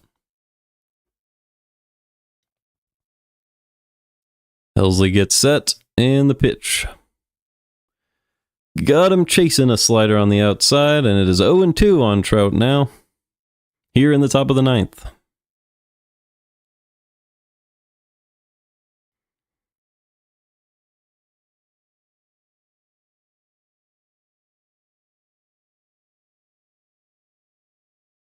Helsley gets set. The 0-2. Another slider. This one fouled away by Trout. Still 0-2.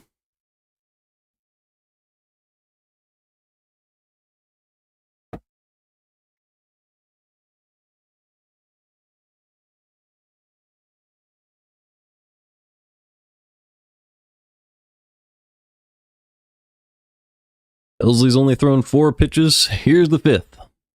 Too low there, another slider. That one not quite competitive, straight into the dirt. 1-2 on Trout.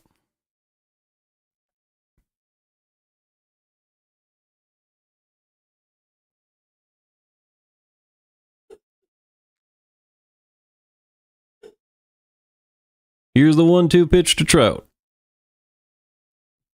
Fly ball, foul. That'll get out of play. It was 100 up in the zone. Trout had a 2-run double in the 3rd. Has not hit a home run yet this season.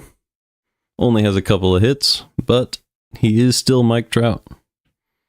And you can see it in the swing. He's starting to get his coordination back as he adjusts to this major league pitching. The 1-2 pitch from Helsley. Too low, 2-2.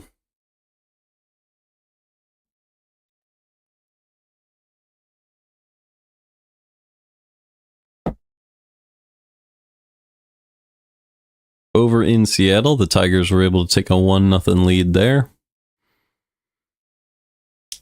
And Helsley gets set for the 2-2 pitch to Mike Trout. Here's the pitch. Another slider outside, trying to get him to chase. He does not. Full count now on Trout.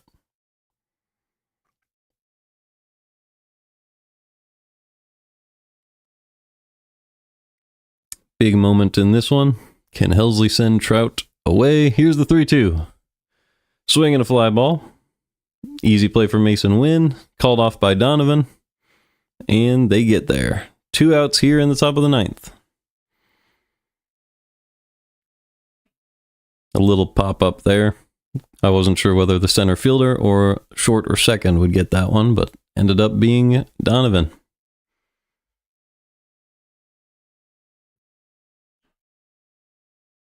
Helsley's thrown 9. He will throw his 10th here to Jorge Soler, who is 0 for 3. Right in there for strike 1 with a slider. And I'll load up the 0-1 here. The pitch. Fouled back, 0-2. Soler still seems to be a low average home run or nothing type of guy, but he did deliver with a single yesterday that was very big for the Angels. Helsley loads up the 0-2 pitch to Soler. And delivers. Ground ball foul. He was early on that slider. Still 0-2. Obviously, Helsley's a guy who is a very consistent closer.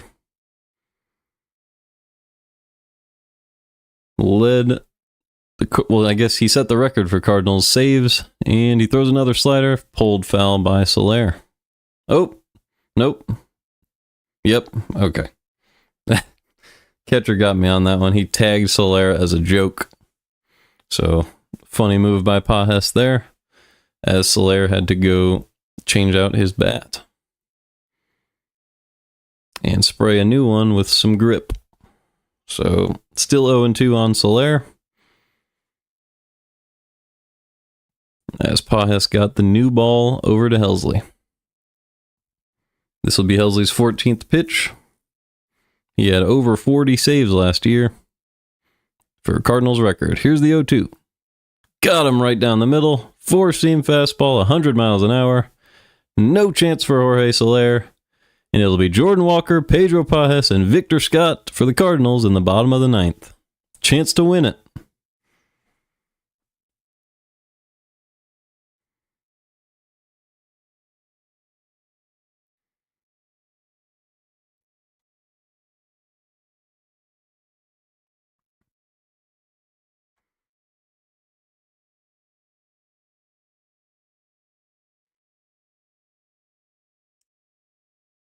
So the Cardinals went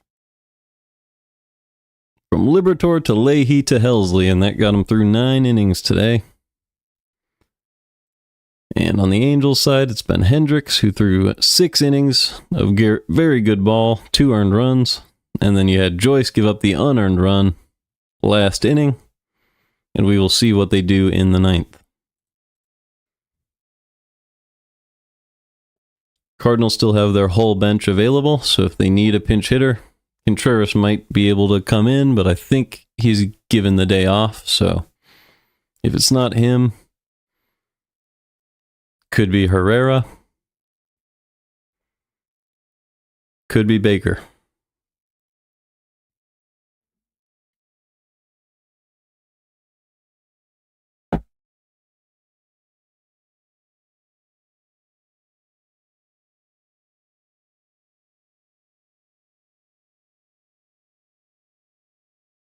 The Tigers were able to extend their lead to 2-0 in Seattle.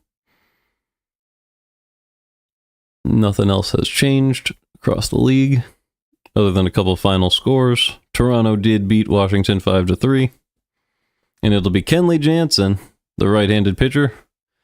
Last season he had a 3.29 ERA with a 1.06 WHIP, so a very, very good pitcher. Only 4 home runs allowed. Facing Jordan Walker to start the bottom of the 9th. Walker already has 2 RBIs in this one with a single and a home run.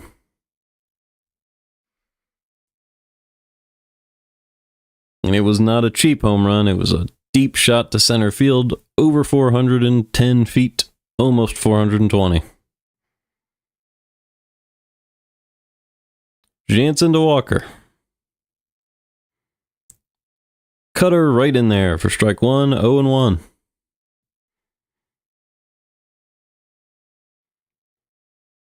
Walker is now hitting 500 on the season, so that's excellent. And here is the pitch. Strike 2, another cutter, 93, low and outside, tough pitch to hit. Kenley Jansen has a very slow delivery from the start of his motion to when the ball gets delivered. And he shakes his hips here and delivers to Walker. Low and outside with a cutter, that time a little below the zone, 1-2.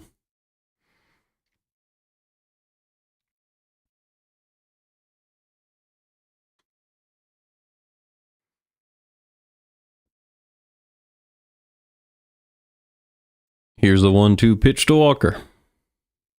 Right down the middle, but he gets him with the cutter. Walker swung, thinking that pitch was going to be a little further inside than it was, and he missed it. Strikeout number 1 for Jansen. 1 away in the 9th for Pedro Pajes. Nobody on here. He does have a home run on the season, so he still could win it for the Cardinals with just 1 good swing of the bat.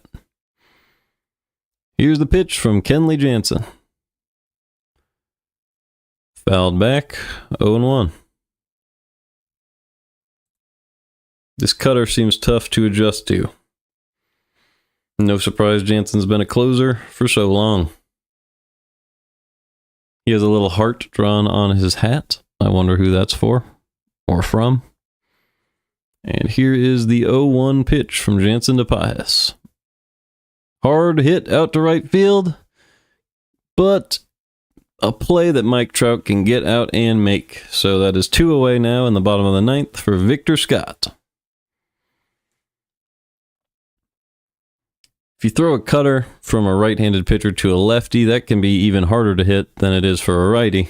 So we shall see what Victor Scott can do with that.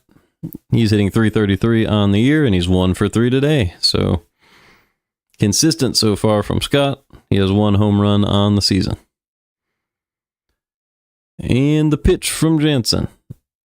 Outside, but called strike 1. 0-1 on Scott. Scott did not love the call. He had a little head tilt there, but he did not complain.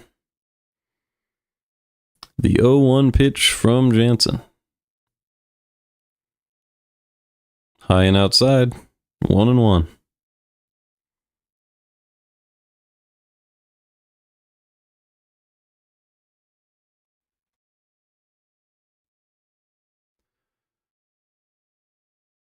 Jansen gets set and delivers. Still up and away, 2-1. Doesn't look like he wants to go inside to Scott because he has seen Scott turn on those in the past. But an inside cutter seems like a good strategy from at least a pitcher like Rivera from the Yankees a while back. So we'll see. Here's the 2-1. Through the cutter, low and in to Scott. So he did show that he does not have a fear of that. Might have just been missing with location on the last 2 pitches. 2-2 on Scott, nobody on, 2 outs here in the bottom of the 9th. Just how you draw it up in your backyard. Here's the pitch. Swinging a fly ball to center field. And Adele makes the play. So we will go to extra innings for the 2nd straight game against the Angels. Due up for the Angels are Yohan Moncada, Travis d'Arnaud, and Nolan Schanuel. Will Helsley stay in the game? I guess we'll have to see. Probably not. They usually don't go multiple innings with him, especially this early. But I wonder who would get these innings because this is the 2nd straight game in extras, so should be low on arms.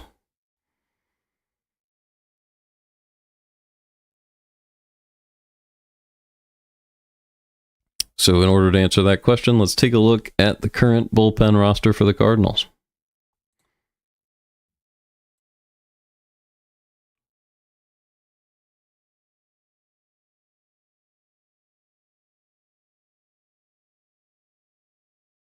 All right, so it's Helsley, Maton. I mean, you can see it. Helsley, Maton, Fernandez, Romero, King, Roycroft, Leahy, and Matz. So can't do a starter. It could be Matz, but you usually don't go to him this early in a game. But he did pitch 2 games ago, so he is eligible here. I believe Maton, Fernandez, Romero all pitched yesterday. So maybe a guy like John King could be coming into this game. We shall see. Very, very soon.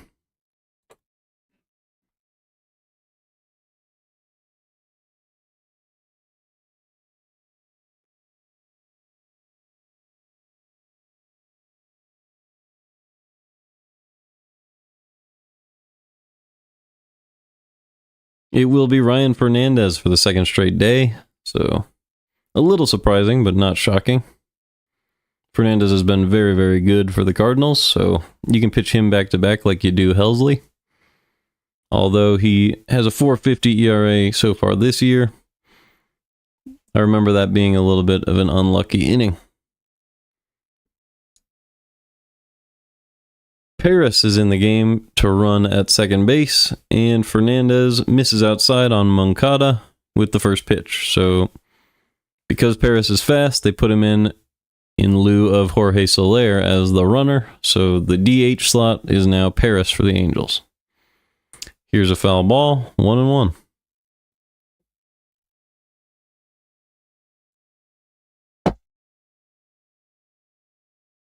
Kyron Paris was very good yesterday for the Angels. Was able to steal a bag and score a run. Moncada is at the plate. Here's the pitch.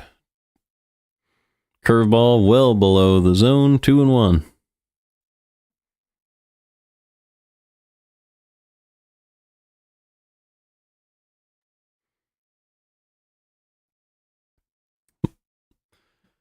The 2-1 pitch to Moncada. Ooh, right at the bottom of the zone. Likely a strike, but it's a tight zone today. 3-1 on Moncada. On deck would be Travis d'Arnaud.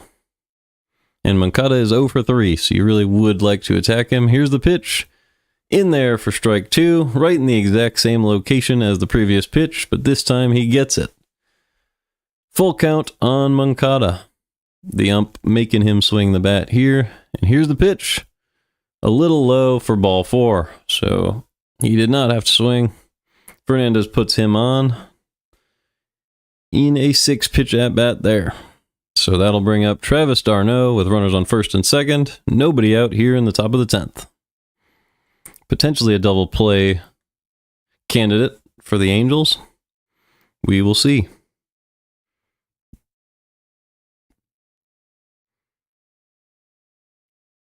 Ryan Fernandez on the mound.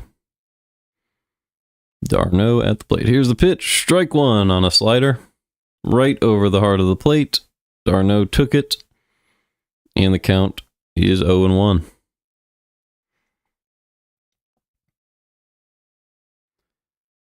Paris takes a big lead off second. And d'Arnaud goes around on a high fastball. 0-2. So Fernandez is able to get him to chase above the zone. And now he has the advantage in this count over Travis d'Arnaud. Still nobody out, first and second for the Angels. Here's the pitch. Fouled away, 0-2. Still. So they tried to go up in the zone again, but this time d'Arnaud is able to foul it away. Last season, d'Arnaud was below league average with 2 strikes. Here's the pitch. Fouled away. He had got out of play into the seats. He had a 47% strikeout percentage with 2 strikes last season, so about half the time. League average hitters hit 168 with 2 strikes, and d'Arnaud hit 146. So it's a good thing to be up 0-2 on d'Arnaud.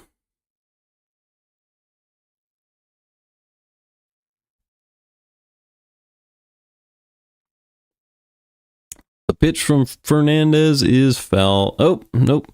Popped up. Infield fly rule to Burleson. 1 LA.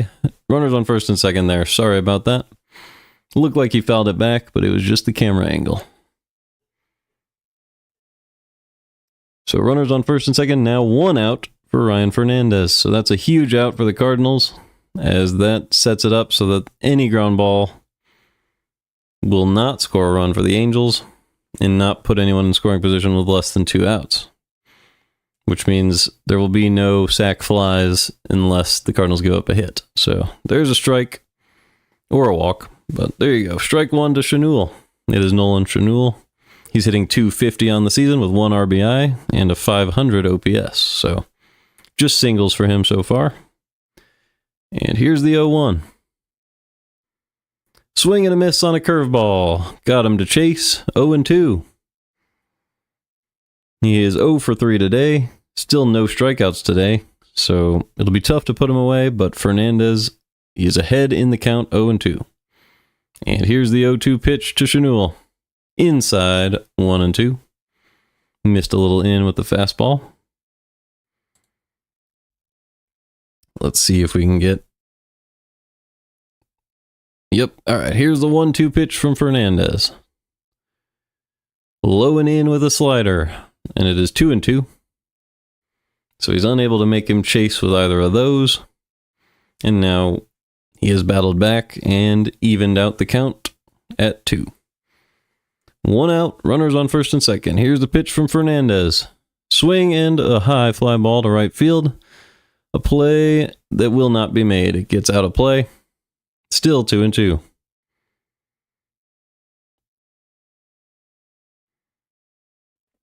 Pretty close to landing in fair territory there. Walker was not going to get to that one. And it is still 2-2 here in this 3-3 ball game in the top of the 10th. Fernandez was a very consistent reliever last season, so you hope he can get this out right now. Here's the 2-2 pitch to Chenul. Swung and belted into the gap in right field, and it gets by Victor Scott, and that will score 2 runs for the Angels, and they will take a 5-3 lead here in the top of the 10th. Ended up being a triple, so that runner on third with less than 2 outs is there as well. Huge hit for Chenul, and the Angels threaten to win back-to-back games here in extras.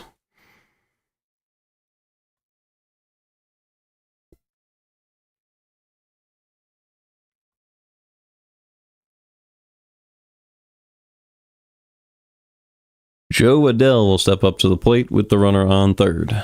If you're the Cardinals here, it would be very, very nice to get this out without this run scoring, because having the tying run at the plate is a lot easier than manufacturing a bunch of runs in the bottom of the 10th. 2 versus 3 is a very big deal. So here we go. The 0-1 is outside, 1-1.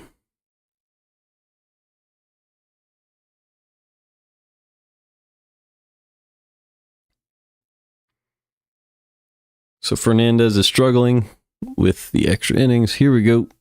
Bounces it outside, 2-1.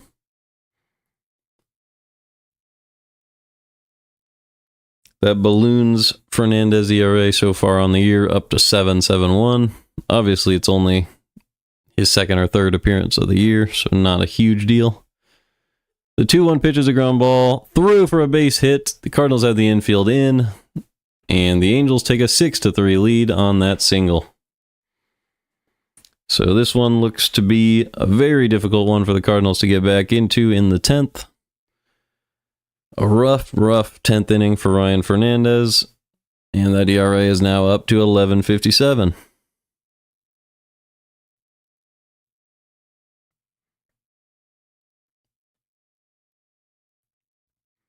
Here comes Tim Anderson. Fouls one away. 6-3 Angels here in the 10th.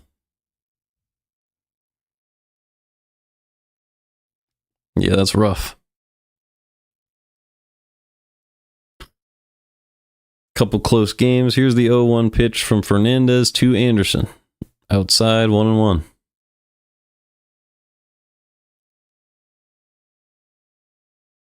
Cardinals kind of have to treat it like they're down by 2 at the start of next inning. You got to get one guy on, and then you got to drive everybody in. Here's the 1-1 pitch to Anderson. Up and away, 2-1.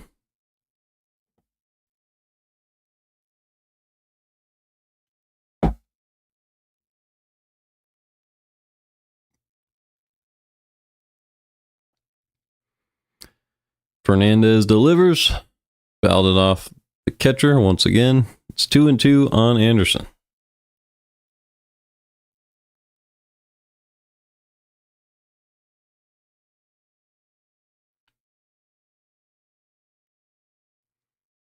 Hit him right in the shin guard there. Here's the 2-2. Another foul ball. So Anderson working a pretty long at bat against Fernandez.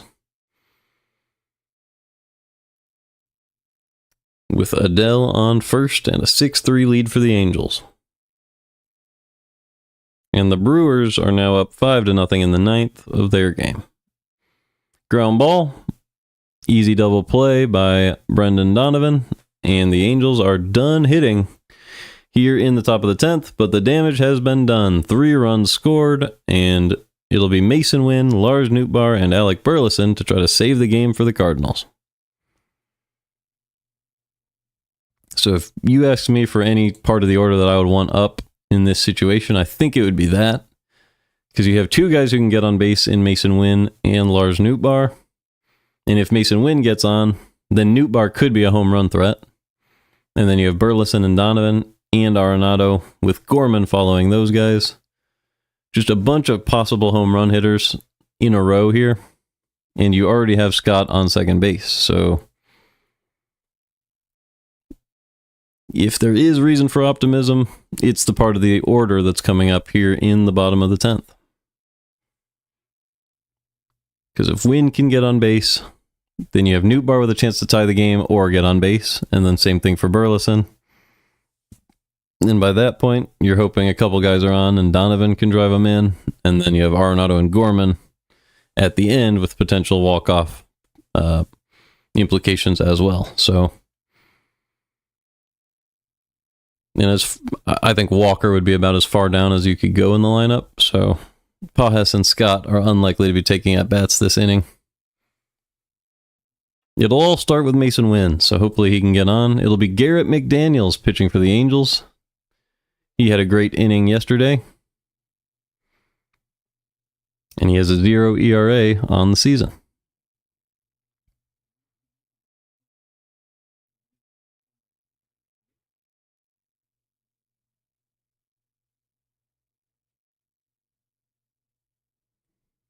Garrett McDaniels, he's 25. He's from South Carolina. It is his rookie season with the Angels.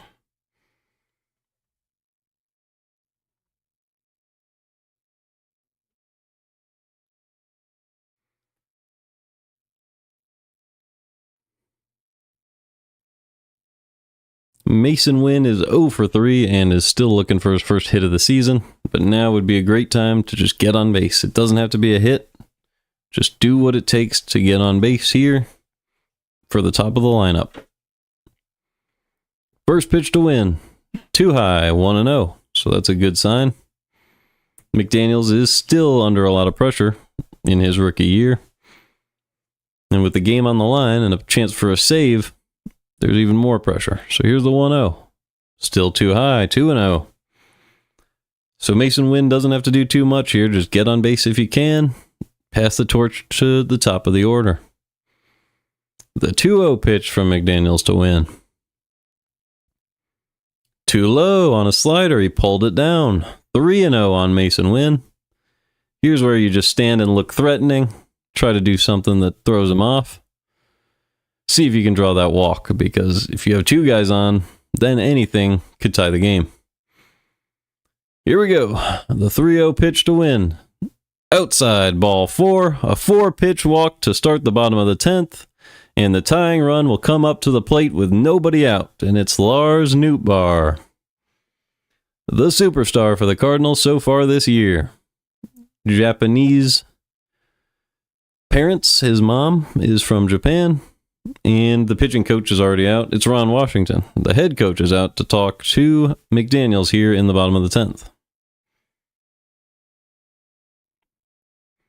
Washington has a lot of experience with late inning heroics by the Cardinals, so I'm sure he would love to see his team finally close one of these out. But he did that yesterday, so he knows this team can battle back. Let's hope Nootbaar does as well. So here's a chance for Nootbaar. Runners on first and second. He might want to see one cross the plate before trying to swing away, as McDaniels has had no command so far this inning. But if there's a pitch he wants to hit, I'm not going to complain. It's Lars Nootbaar. He's been excellent for us so far this year. First and second, nobody out. The pitch in there for strike 1. That was a slider. He was able to find the zone. Win on first, Scott on second. 0-1 pitch to Lars Nootbaar in the 10th. Too low on a slider, 1-1. Nootbaar is going to be patient. He's a guy who's walked a lot so far this year.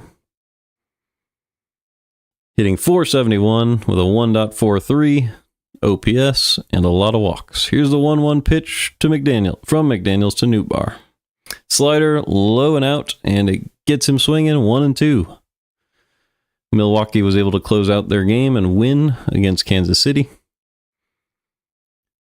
Here's the 1-2 pitch from McDaniels to Nootbaar. 2 on. Here's the pitch. Strike 3. Outside corner. Got Nootbaar looking. 1 away here in the 10th. So now it'll be Alec Burleson and a lefty-lefty. They might pinch hit for him here in the 10th. Let's see what the Cardinals decide to do. Nootbaar didn't love that outside strike call, but I believe it was correct. It is Luken Baker pinch hitting for the Cardinals to face the lefty McDaniels. So here's the pitch from McDaniels to Baker. Too low on a slider, 1-0. If you're Baker here, you got to stay patient. Wait for your pitch. He's a guy who can definitely homer and tie this game up if you need him to. He's also a guy who can play first base, so it's a good pinch hit opportunity for him. The 1-0 pitch. Swing and a miss on a sinker. He was hoping that was a 4-seam. It moved below the barrel, 1-1. Baker's 2 for 4 on the year, both of those being singles.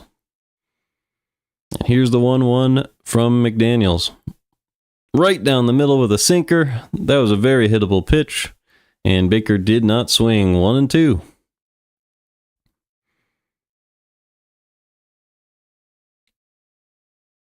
One out. Here's the pitch. Way outside, and the runners will move to second and third on a passed ball. That will eliminate the possibility for a double play. The runs themselves don't mean all that much, but it at least takes the double play possibility off the table here in the bottom of the 10th. So Baker will stand in here. Runners on second and third, and 1 out in the 10th. The 2-2 pitch. Inside, full count on Luken Baker. So he can look for a pitch to hit here, and if it's not there, hopefully it misses the zone. Brendan Donovan on deck.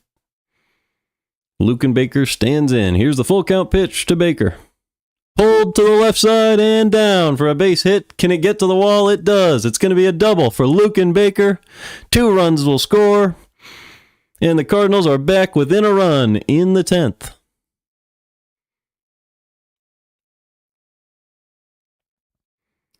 So the tying run reaches second base, and the Cardinals will likely pinch run for him, with Brendan Donovan coming up in the bottom of the 10th.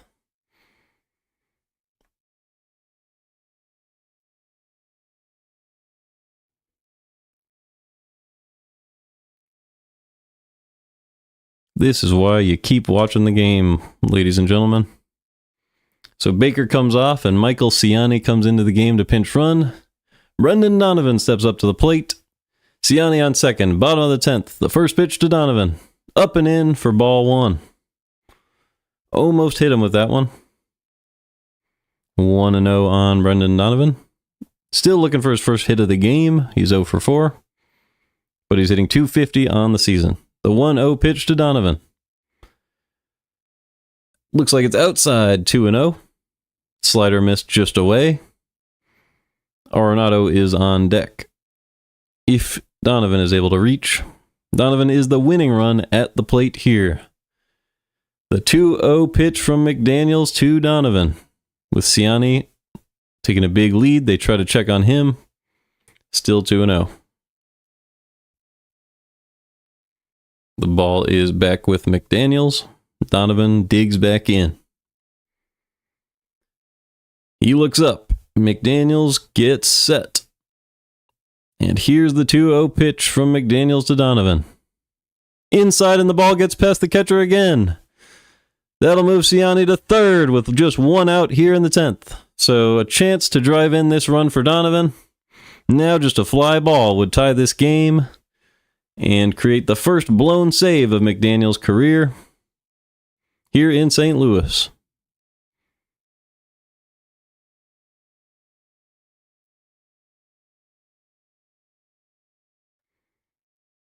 The 3-0 pitch from McDaniels to Donovan is high, and that's ball 4. Donovan walks. The winning run is on for the Cardinals, and Nolan Arenado will come up to the plate. The Angels will call time. Oh, looks like they might. Well, I don't know what they're going to do. Gorman is scheduled to hit after Arenado, and he is the DH.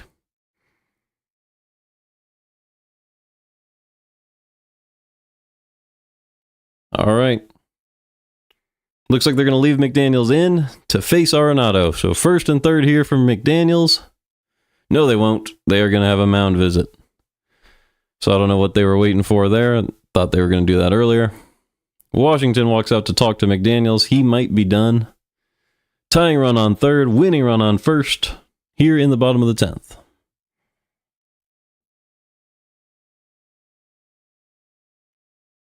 And a new pitcher will be entering the game, so the Angels were just stalling to get some more warm-up pitches for their new pitcher.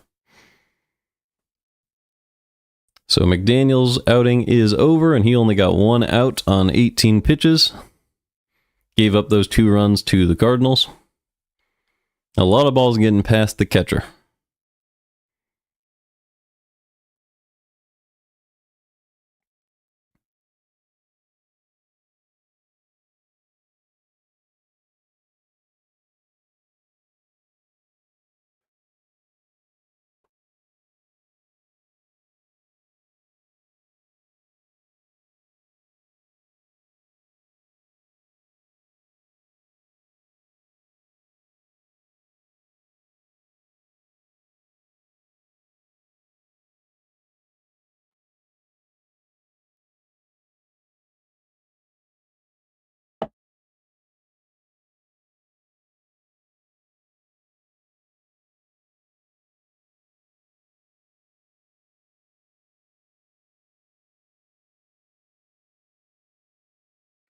Let's see who is coming in for the Angels.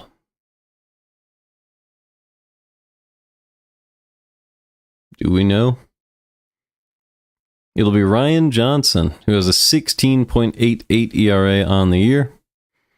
Not very good. Let's see what he did last season. Well, maybe they'll show us.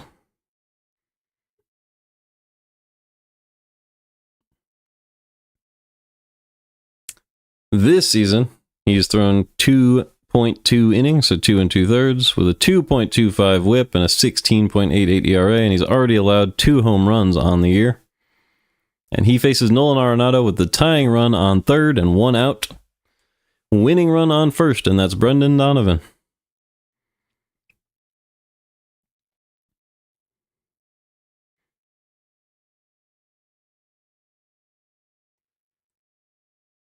Johnson throws and misses outside, 1-0. They're playing Arenado with somewhat of a shift. They have the second baseman right behind second base. First baseman holding Donovan on. The 1-0 pitch to Arenado. Swing and a miss on a cutter below the zone, 1-1. Arenado's getting a little impatient here. Chased one a little too low there. Trying to be the man for the Cardinals. You just hope there's no double play here. Here's the 1-1 to Arenado. Ground ball to the right side and through for a base hit. That'll move the winning run of Brendan Donovan to third, and the Cardinals have tied the game 6-6 in the 10th. Incredible. What a comeback for the Cardinals. And Arenado stayed right on that one, sent it to right field, and the Cardinals are one swing away from a huge comeback victory in the 10th.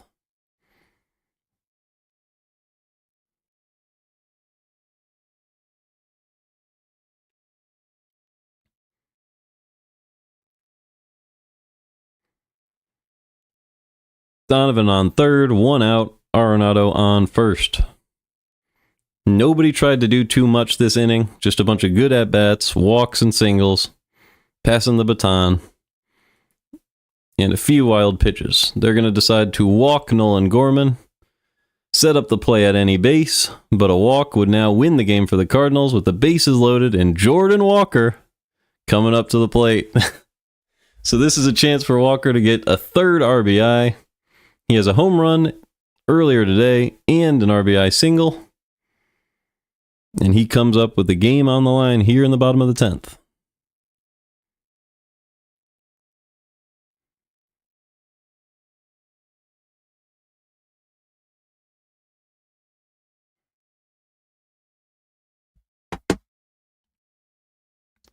All right, the pitch from Johnson to Walker. Strike one on a cutter outside. A good patient decision from Walker there, just in case he missed, because a walk would also win the game. So any strategy that Walker can come up with is good. Here's the 0-1. Fouled it back, 0-2. They put the cutter right in the middle of the zone. Walker was unable to drive that one, but he looks on. Here's the 0-2 pitch from Johnson.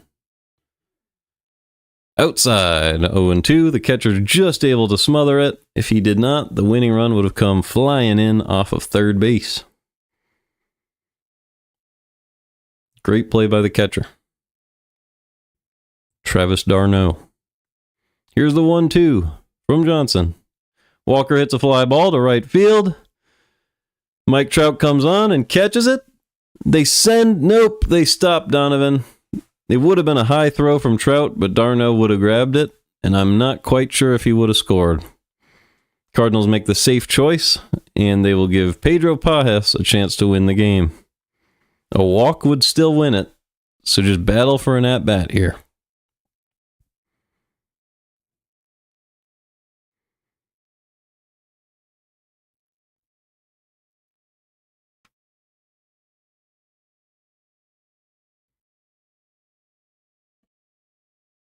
Didn't want to test Trout. Oh, they're going to pinch hit with Ivan Herrera over Pedro Pajes with the game on the line. So that makes a lot of sense.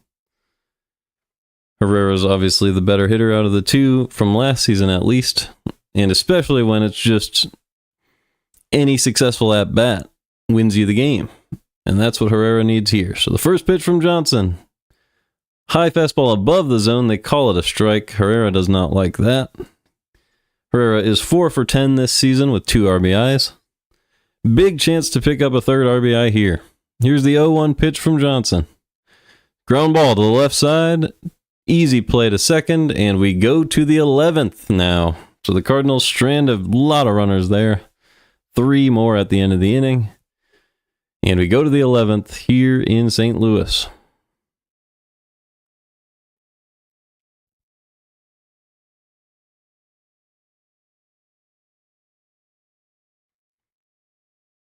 All right, so Fernandez pitched last inning for the Cardinals, and now we will have to figure out this defensive alignment.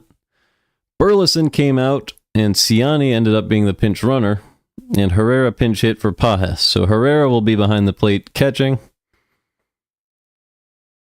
and I imagine Ciani will be playing the outfield, which would... you have Walker, Scott, Ciani, and Nootbaar. So I bet they'll just take out Ciani. Well, I mean, you want him in the outfield. Walker just went down, so you'd probably take Walker out of the game, put Ciani out there, and bring in Contreras to play first. We'll see what the Cardinals decide to do. They could even move Walker to first base.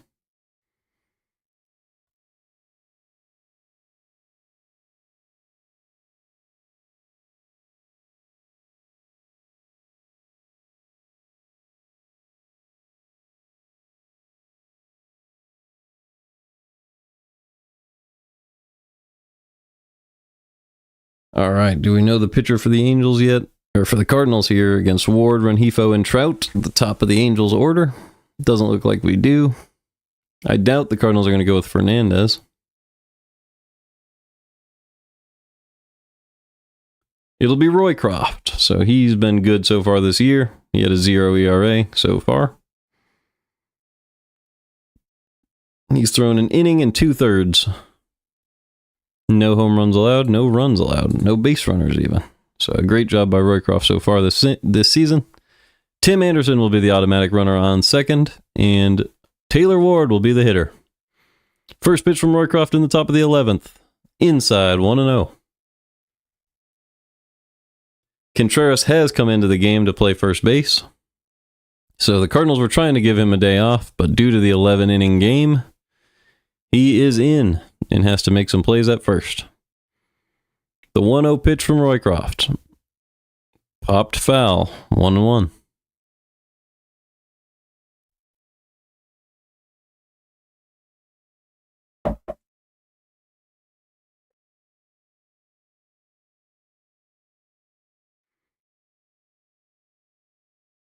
The 1-1 pitch from Roycroft. Ground ball foul. Taylor Ward is 1 for 4 today, and he has fallen behind in the count 1-2. Tim Anderson still on second. The Cardinals are playing somewhat of a shift here for the right-handed batter. Donovan, the second baseman, right around the second base bag. Here's the 1-2 pitch from Roycroft. Fouled away, still 1-2.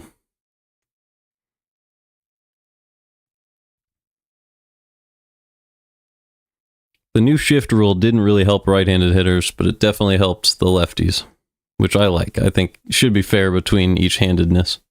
Here's the 1-2 pitch from Roycroft. Too high, way above the zone, 2-2. So not a very competitive pitch from Roycroft there. Put it about a foot above the zone. And now Ward settles in with a 2-2 count. The pitch. Ground ball to the right side. Contreras makes the play, but that does advance the runner to third with 1 out here in the 11th. So Anderson on third, Roycroft on the mound. 1 out here in the 11th. 6-6 ball game. And here comes Luis Rengifo. He is 2 for 4 today, with 1 RBI and a .222 average on the season.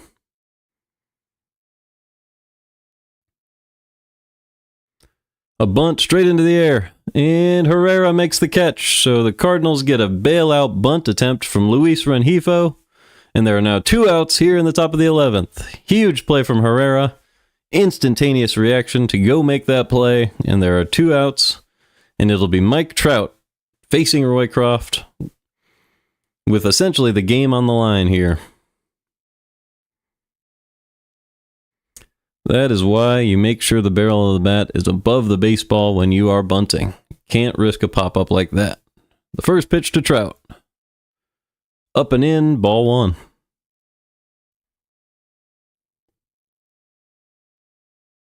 This is a very, very good game. I agree, Duke Beast. The 1-0 pitch to Trout from Roycroft. Slider outside, almost gets away, but Herrera keeps it in front of him, prevents that run from scoring. 2-0.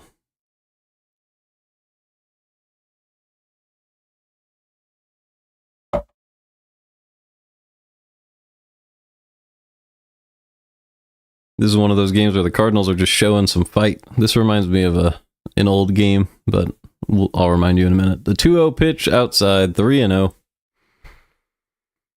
Cardinals being very, very careful here with Mike Trout. Jorge Soler is on deck. Trout is still Mike Trout. Soler has struck out twice today. Cardinals just go ahead and put Trout on base as they were intending to, with an intentional walk. And it will be Paris hitting, actually, as Soler got pinch run for earlier, which I also forgot, if any of you did. So that makes sense. So it'll be Kyron Paris or a pinch hitter coming up for the Angels. And it looks like they will let Paris take the at-bat. Paris was very good yesterday, though, so he is no slouch in center field. Here's Roycroft to deliver the first pitch to Paris. Swing and a miss on a four-seam right there. Paris was swinging for extra bases there and was behind it.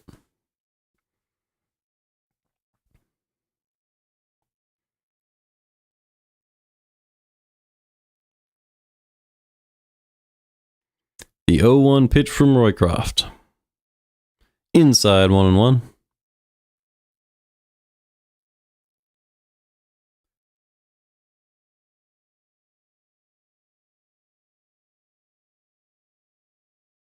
Roycroft is 3 for 8 on the season with a home run and 2 RBIs. Here's the 1-1 pitch with a runner on third.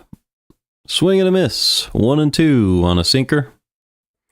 So Roycroft is 1 strike away from getting out of this inning with a tie ball game.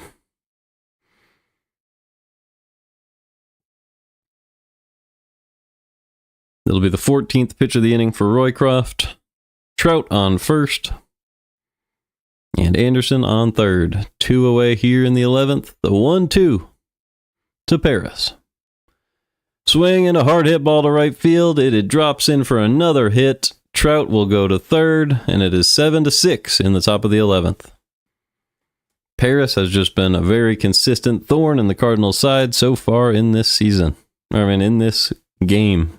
This series, sorry. Oh my goodness.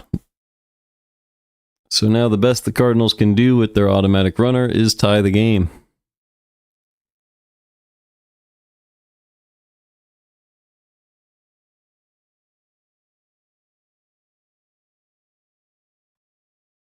And here is the first pitch to Moncada.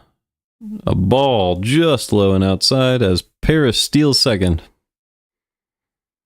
So now there are runners on second and third with Yohan Moncada at the plate. 1-0 count on Roycroft. Sorry, from Roycroft to Moncada. Here we go, Roycroft. Ground ball to the left side, it is fair, and 2 runs are going to score for the Angels. Nootbaar misplays the ball, it'll be a double. 9-6 Angels, and for the second straight inning, the Angels put up 3 in their half of the extra innings. This could be a very crushing loss for the Cardinals after battling back and coming so close to winning last inning. Moncada was able to keep the barrel on it and just keep it inside the third base bag against the shifted Cardinals defense, and it was an easy double to drive in those 2 runs. Arizona did beat New York 7-5. Here's d'Arnaud taking ball 1 inside.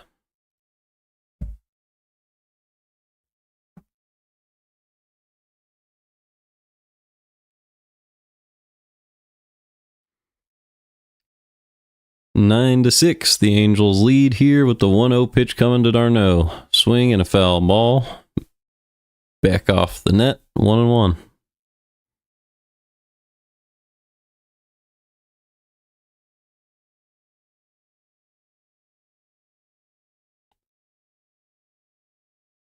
The 1-1 pitch from Roycroft here in the top of the 11th. Swing and a miss. 1-2. It's tough to know who to blame after a game like this if the Cardinals are unable to come back, because 3 runs usually doesn't win you a game on offense. But then in extras, you give up 3 with the pitching staff in back-to-back innings. Here's the 1-2. Inside on d'Arnaud, 2-2.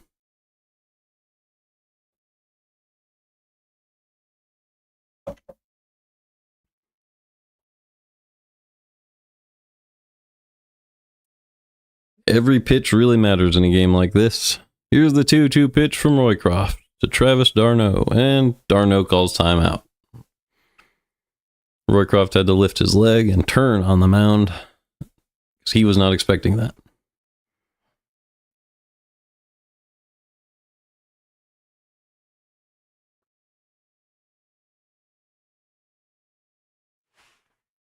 Here's the pitch, 2-2, fly ball. Out to right field, Walker makes a move and makes the catch. So Roycroft gets out of it, but not before giving up 3 runs to the Angels. And it'll be Victor Scott, Mason Wynn, and Lars Nootbaar in the 11th. So kind of the same approach as last inning, but this time Victor Scott will be hitting first. So he needs to reach, and then Wynn can probably, one of those two will be able to reach probably and set up Nootbaar with another chance to tie the game. Assuming one of those first 2 can get on base, so we'll have to see. Hopefully Mason Wynn can finally get a hit here in this season.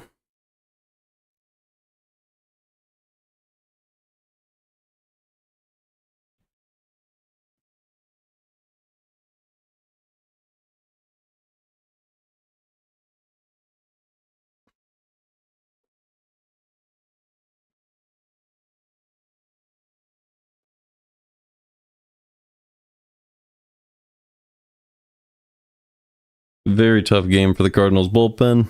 You had Roycroft just giving up a few runs there, and in the previous inning, the 10th, it was Fernandez. Both of these innings are said to only have 2 earned runs with 3 runs allowed, so that automatic runner must not count as an earned run.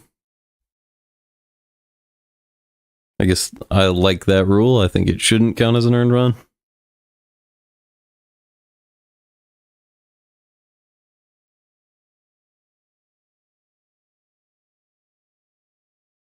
Because you didn't put him on base, so you shouldn't be responsible for him.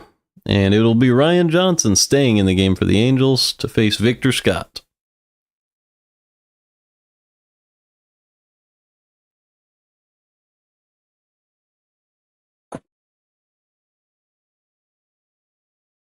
Victor Scott is hitting .316 on the year. He has a hit and a run in this one.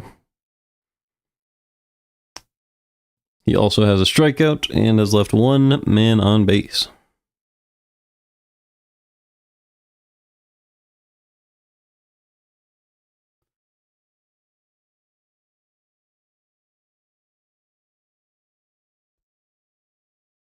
His OPS is sitting at .859 on the year. Herrera is the automatic batter at second. First pitch misses outside with a sinker. Once again, the approach in this situation is to get on base by any means possible. So taking anything outside the zone is a good approach. Here's the 1-0 pitch. Outside the zone again, 2-0. If a guy can't command the ball, do not bail him out. Try to reach first, get that tying run to the plate. Here's the 2-0 pitch to Victor Scott. In there for strike 1, 2-1.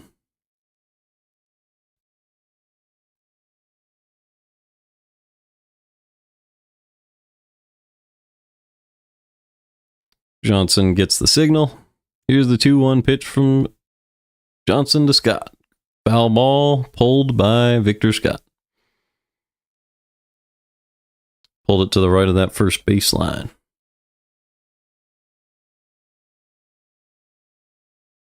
Here's the 2-2 pitch from Johnson to Victor Scott with Mason Wynn and Lars Nootbaar due up after Scott. Ball outside, 3-2.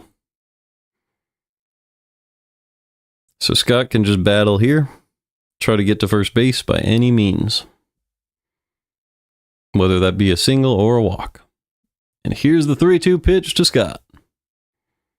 In there, and he hits it out to right field, and it drops for a hit. So there's a single for Scott. The runner, Herrera, moves to third. He will come around to score, and it is 7-9 in the 11th. Nootbaar will be the tying run when he comes up, but Mason Wynn is coming up for the Cardinals now. So if Wynn can get his first hit, then Nootbaar would have be the winning run at the plate. The tying run comes up to the plate now, and it's Mason Wynn.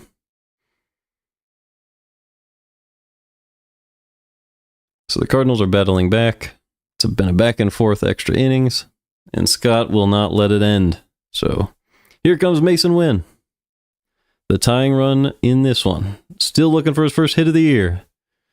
Foul tip, in and out of the glove of the catcher, 0-1.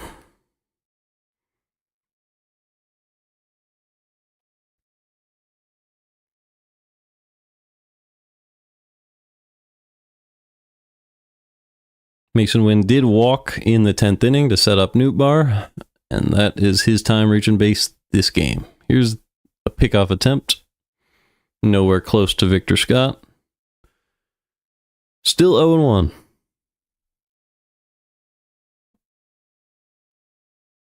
Mason Wynn has a mask on, as it is very cold out in St. Louis, well below 50. Here's the 0-1 pitch to Wynn, right down the middle for strike 2. He swung right under it. 0-2 on Wynn. Looked like he thought that was a slider, but it was just a cutter. Ryan Johnson pitching to Mason Wynn. 0-2. Here's the pitch. Chops it out to center field, but it's an easy play for Adele. One away here in the ninth. So Mason Wynn, after 5 games, 2 of them going to extra innings, still has not had a hit this season. But the tying run comes up to the plate, and his name is Lars Nootbaar. So if anybody could do it this season, Nootbaar is the guy who can, as the Angels will come out to have a discussion. On deck is Wilson Contreras, as the Angels will go to the bullpen. They're going to go with Ryan Zeverhan to face Nootbaar here in the 11th.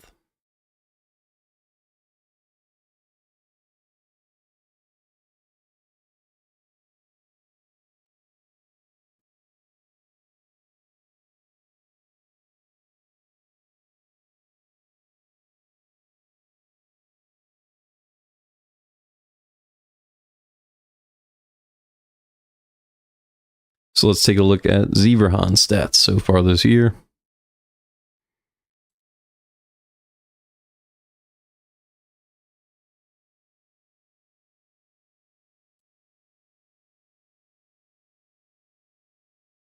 Or maybe last season.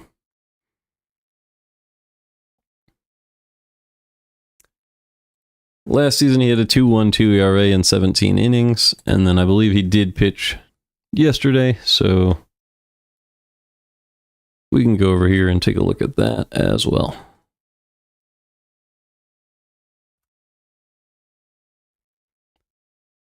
So far this year, he's appeared in 2 games. He has a 3 whip with a 0. He hasn't even finished an inning and has 1 strikeout. So not an excellent season by any means. But he hasn't given up any earned runs, so. Or wait a minute. Yeah, he still hasn't given up any earned runs, so just base runners. Base runners don't cost you anything. So that's who will be facing Nootbaar and Contreras here in the 11th.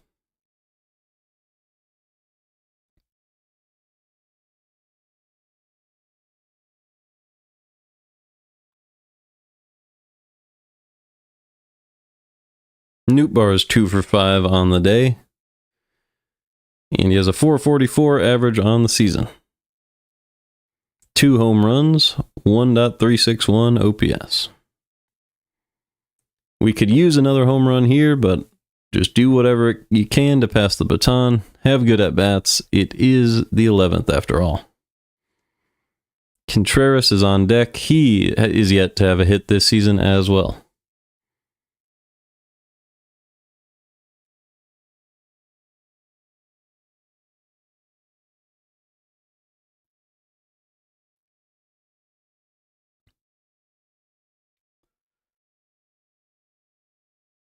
So here's Zifrahan on the mound and set.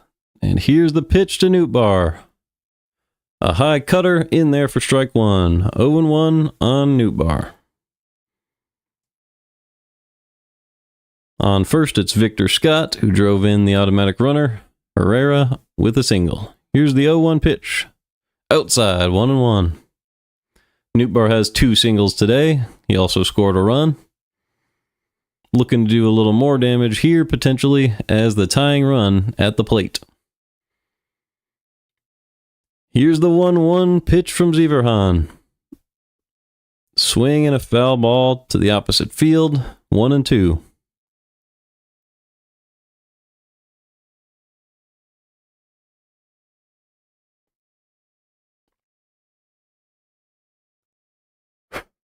Nootbaar batting ahead of Contreras here in the bottom of the 11th with 1 away. Zifrahan looks on and the pitch. High in the zone. Nootbaar hits it the opposite way, but it's a play that Ward can get over and make, and there are now 2 outs as Wilson Contreras will step up to the plate. If I'm the Cardinals, I'm telling Contreras to swing for the fences here, or at least for extra bases. He has no hits yet this season, but one good swing could set everything right. And the tying run could be him. Wilson Contreras is at the plate here. 2 outs. Scott on first.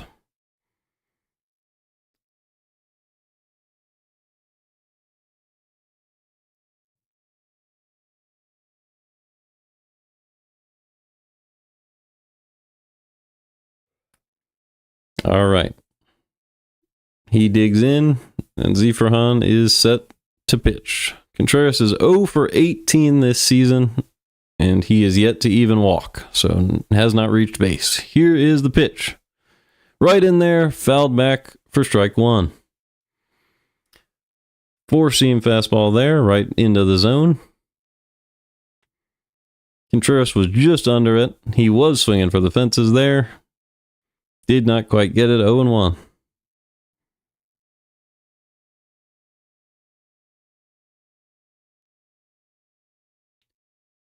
The 0-1 pitch from Hahn to Contreras is too high, 1-1.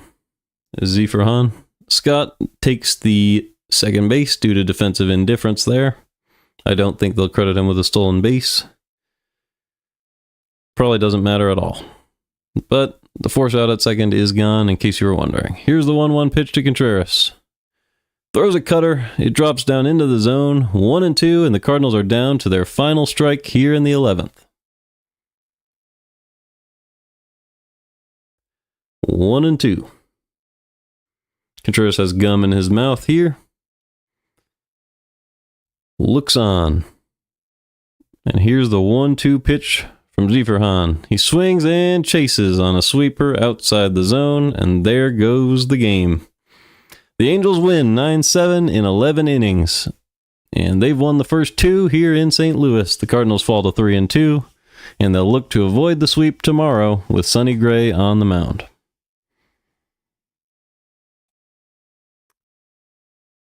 Any comments?